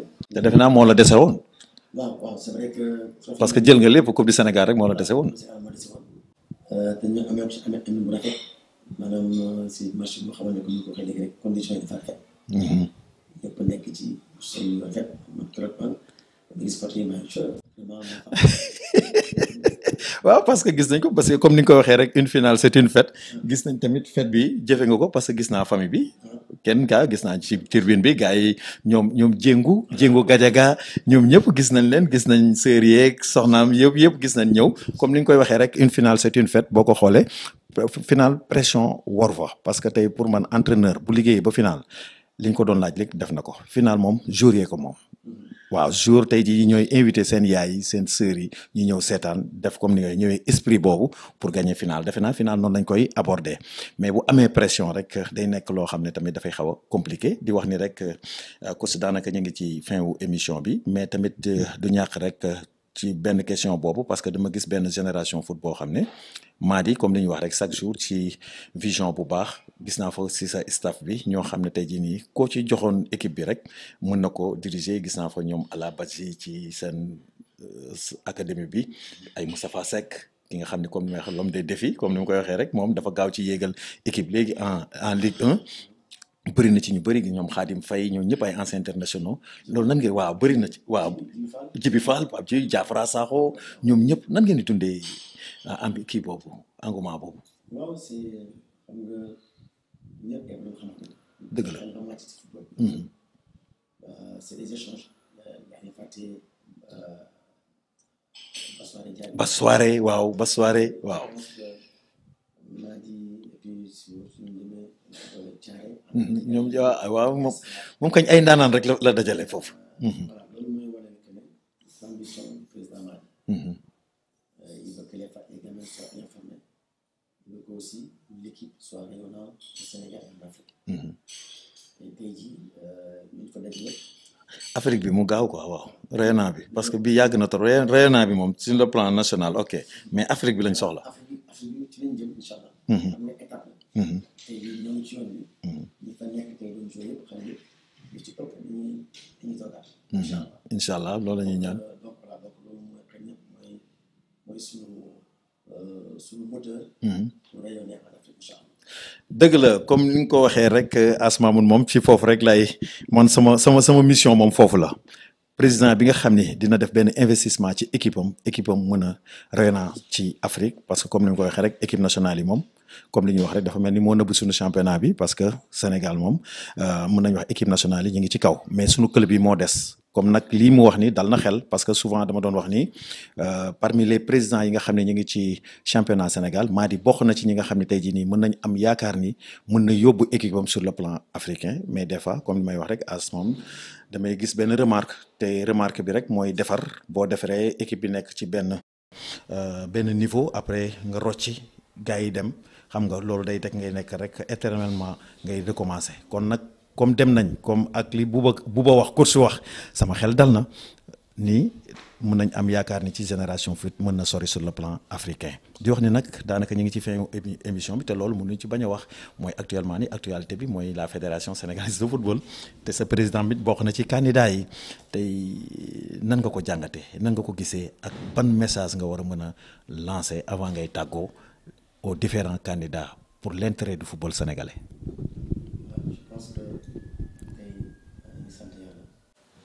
ñu amee une diversité des candidats. Je pense que ku nekk mën na indi lu baax jox ko ki nga jiite c'est ça l'intérêt. beneen bi mooy tamit que ne ku nekk xam lu Sénégal soxla. ku nekk xam ne li mu mën dañuy ñaan yàlla Sénégal soxla ndax li ñu mën mu am na lu dëppoo pour que football Sénégal yi génn si vainqueur. Même si fekkante ne man tey sama yéene man maa di gañ. mais Mady c'est quelqu'un c'est un fédérateur. Je pense que bu ko jëlee fekkante ne moom la ñu mën a dina fexe ba football sénégalais ak ñi ñu am ñëpp. war ci indi seen pierre à l'édifice dina leen ci boole incha allah. waaye nag ñu ñaan yàlla jox ki nga xamante ne moo gën ci moom gën ci Sénégal. après nag gañeen bi ngi si loxo yàlla. waaye ñu ñaan yàlla may ndam na Mady incha allah. waaw incha allah comme ni mu ko waxee rek léegi dañuy ñëw rek tamit question bi moom dama ko ci sànni d'après ak sa résultat ak sa vécu yi nga def yooyu yëpp est-ce que tey jii nii mën nañ xaar un jour coach Boubacar Gadiaga nekk directeur technique national. c'est question bi ici mais li ma xaar man. dinaa ñaari nit nga xamante ne je les ai côtoyés. kenn ki actuellement il a c'est Bossoari Diaby. Je pense que il a tout pour faire ça. Su fekkente ne Mayacine bàyyi. su fekkente ne Mayacine dafa arrêté. mais je pense que tey jii c'est une personne indiquée pour faire Sénégal. waaw keneen ki. maa ngi bu dee dina may sax. waaw mais c'est Demba Mbaye. qui est au Maroc. C'est quelqu'un qui a aussi énormément de compétences pour ça. Je pense que c'est ces deux personnes qui sont indiquées pour que tout le monde tey jii pour diriger ce pôle de technique nationale. Maintenant après c'est à eux de si je sais pas ça man loolu mooy sama yéene. mooy sa yéene. bon man sama bopp man nga bàyyi si ñeneen ñi. li may liggéey génération foot. njëriñu Sénégal. waaw loolu nag ci la ñuy nekk yàlla ba muy la mais tey jii les personnes indiquées kii di Bossoari kii di ñu tudd ci Demba Mbaye. Demba Mbaye. Je pense que yàlla mën nañu jàppale. mais c'est des personnes yoo xamante ni. am nañ xam-xam bi. am nañ xam-xam bi. ku mel ni boo jëlee kii di Passoir tamit il a vécu. xam na problème du Sénégal. xam na li ñu manqué. parce que wax na su nekk am na ci xam na. nit ku baax. nekk jullit. tey jii ñu ma heureusement fekk ko ci club bi. dëgg la. nit la. am na ubbeeku te sawar na. dinaa fa dem dinaa ko seeti incha allah. macha allah. c'est une personne exceptionnelle. après kii di Demba c'est xam naa ne lu mu mën te Maroc ñu ngi koy defar. kenn defalu ko. ñu ngi ci nekk ba léegi.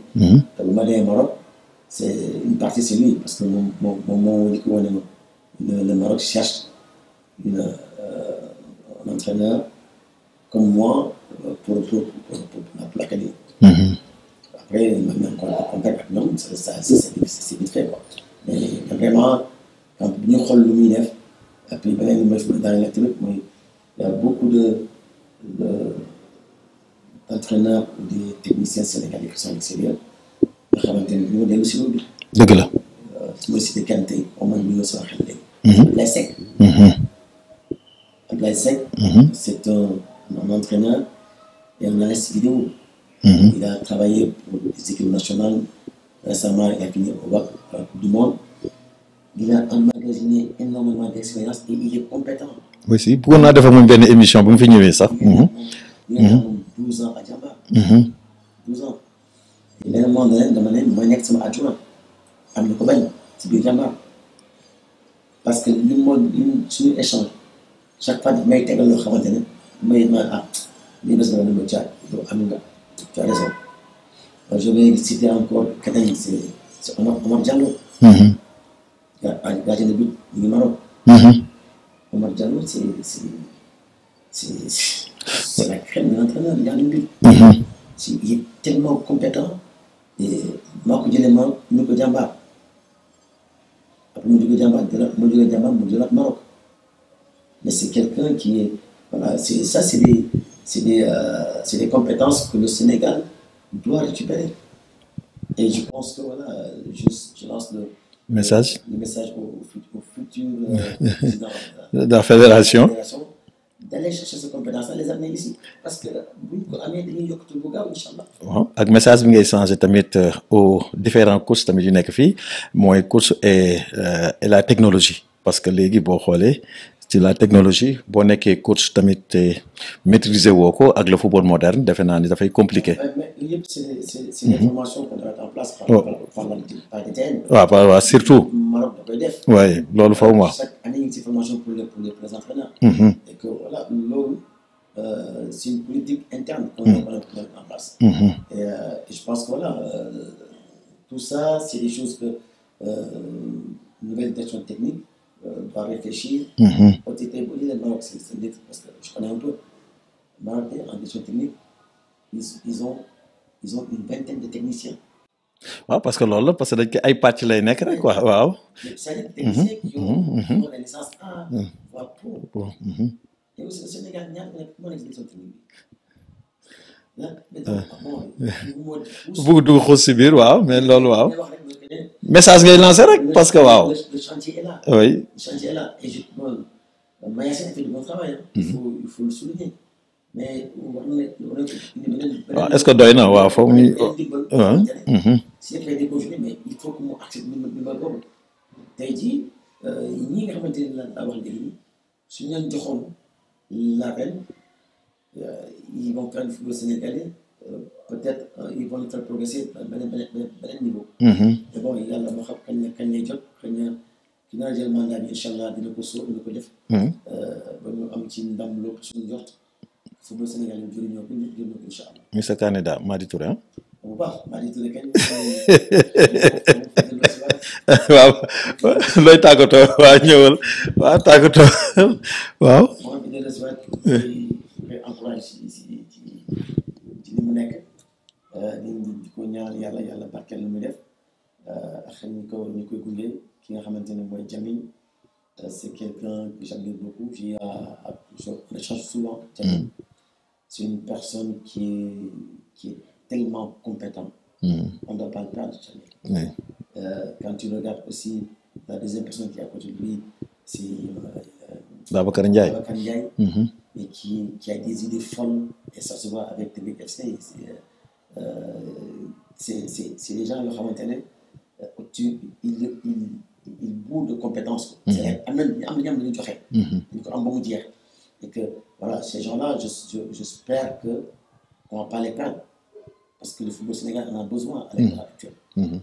Maintenant, après, voilà, qui dit Abdoulaye Fall, c'est un très grand gestionnaire qui peut amener le football sénégalais bien, loin. Voilà, il y a des xalaatam. xëy na bu nee xalaatam topp ci ginnaaw maa ngi wax non kañ yaa yore micro yow la ñuy filmer lu la neex waxal. Après, si Madi gagne, les autres doivent venir. xool lu mu yokkee kii bi. ñu jëriñoo seen xam-xam. jëriñoo seen idée yi nga xamante ne tey moo tax équipe bi dem. mais loolu mooy résultat bu war a nekk si li ñu am diversité des candidats. ku gagné rek. ñeneen ñi ànd ak moom ñeneen ñi war a ñëw ci moom. dëgg la. kon fan la ñu mën dimbalee pour football bi dem parce que foofu lañ toll tey football sénégalais ñu koy def loxo yoo xamante ne bu yàlla dimbalee mu nekk ci wërsëgam incha allah on va aller beaucoup plus haut que li suñu njort incha allah. dëgg la loolu nga tàggatoo amul benn message booy sensé. waaw xanaa rek di gërëm ñëpp. waaw di sant ñëpp pour lim juum. kii di sama directrice générale muy Marie Touré. Vraiment, elle vient d'arriver. Elle nous a beaucoup aidé pour la finale. Pour qu'on soit une équipe homogène, soudée, mon le vice-présidente, Marianne, di rakku Marie, nous avons vraiment qui dem ba jeex ci football bi. ñeneen ñi mooy le staff, les supporters, fàttewuma kenn le staff, je ne parle pas staff pro, mais tout le staff de l'académie. Parce que xale bu nekk am na jaar na ci ay loxo. ba ñëw si man dama tombé jël ñoo xamante ne jël ñi nga xamante ne ñu leen tàggat ba yokk si ñu leen parce que moo fekk loolu lu ñu am nii. dëgg la. beneen bi tam mooy que ne tout ce qui est supporter les gens de Denis Blando vraiment ma ñëw fekk loo xam ne moo ma neex. mu ñëw fay am jàkk yi fay dem. waaw daara yaa ngi fa ak yooyu waaw. beneen bi mooy su ma jumul maa ngi jël ko xamante ne ku mel ni Habib tamit il travaille énormément avec l'équipe. Maintenant Habib si voilà ñëpp ñuy dimbali si zaaxir ak ci baatin. parce que loolu football laaj. waaw. maa ngi gërëm ñëpp di sant ñëpp. parce que ñoom mooy sama soxna. waaw sañoo ko fàtte waaw. voilà mooy day mini waaw. elle a mis tous les ingrédients pour que je ne pense qu'au football. bu muy tabax fii. tegul sama tànk yëpp c'est elle qui l'a fait. moo defar kër gi moo toppatoo xale yi moo dimbali ba ma àgg fi ma àgg. dëgg la. si lay dana ñaaw. sama yaay bu muy gën a àdduna. di ma fekk France. maa ngi def sama formation entraîneur.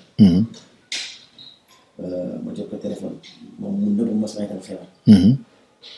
ma ne ma sa yaay de est-ce que c'est pas légal. ma ne ko waaw nag bu ma jógee si incha allah ma jot samay téléphone fekk mu ngi état moo de. mu ne ko maa nga def mu ne sa alhamdulilah kay mais yaa ngi jàmm bu baax loo xam naa y a aucune émotion. waaw yooyu waaw. bu leer. yëpp mu ne ma dénk la ndax ma xam ne ana Mariam bi nga xam ne na nga ko téye sa fukki loxo. et ma répète ça 3 fois. mu ne ma ku baax la am nag yombul. yëpp sa fukki loxo. et aujourd'hui vraiment wax dëgg yàlla il m'a beaucoup accompagné. su nekkoon sama wet. yu bari du ma ko def. dëgg la. yu bari du ma ko def. elle a tout laissé c'est une intellectuelle. mu nekk jàmbaar pendant 12 ans comme directrice administrative de jàmbaar. xam naa mu dem. parce que ma fille passé le bac français mu bàyyi liggéey bi dem toppatoo. accompagné ko bàyyi liggéeyam dem il a fait 12 ans à Jambar. Moo organisé Jambar sur Paris. directrice administrateur Jambar. pendant 10 ans. jógee foofu dem France ànd ak xale yi toppatoo seen jàng mais sant yàlla ci li yàlla defal xale yi macha allah sama papa ki laa tuddee parce que Babacar Sy la Talla. di topp mooy Mouhamed. sallallahu alayhi wa sallam. yeneen ñax yeneen jigéen ñi ñëpp tey boo leen seetee. ñoom ñëpp elles sont devenus des ingénieurs. ñëpp. la grande dame. Un grand homme, il y a une grande dame. Moi j'ai une grande dame. Je suis petit, mais même c'est la grande dame. jërëjëf coach Boubacar Gadiaga amoon mbégte di def ak yow émission bi rek muy 100% football local tey moom xam naa li may wax rek le monde sportif.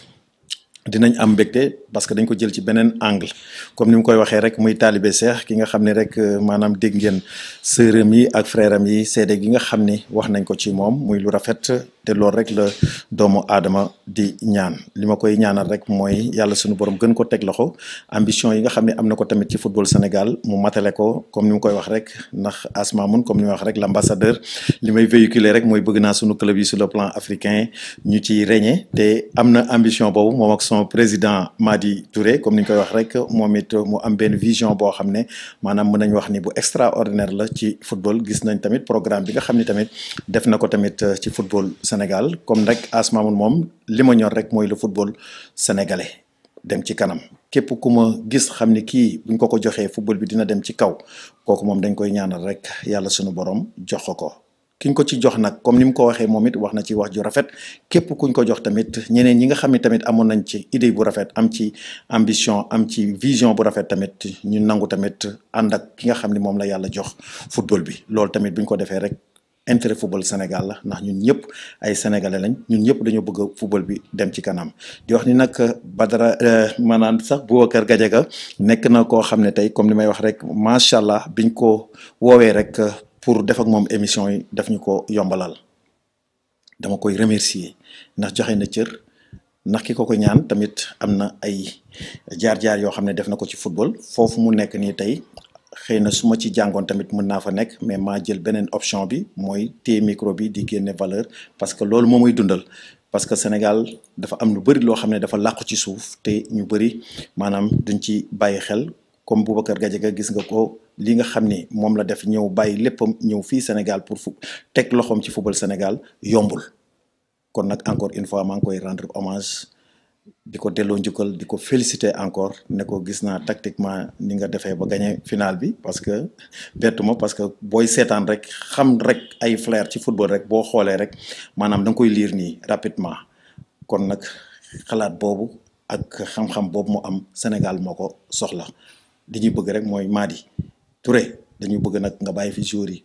tuuti rek ci 2 ans yi ngeen jëfe ko ngeen bàyyi ko fi parce que soxla nañ suñu club africain yi ñuy ràññee sur le plan africain di gërëm nag ñi ma àndaloon rek muy Habib Diop l'homme social ak Mame Ali le grand cadreur ki nga xam ne comme ni may wax rek chaque jour mi ngi ci liggéey bi di gërëm tamit la télévision Bantamba TV madame Badji bi nga xam ni tamit mooy monté émission yi ñu koy ñaanal di ñaanal tamit Bamba Sène ki nga xam ne tamit moom mooy réaliser émission 100% football local tous les mercredis sur la télévision Bantamba TV ak équipe am di gërëm ñëpp bàyyiwuñu kenn di leen jox dig daje rek ci beneen émission 100% football local jërëjëf.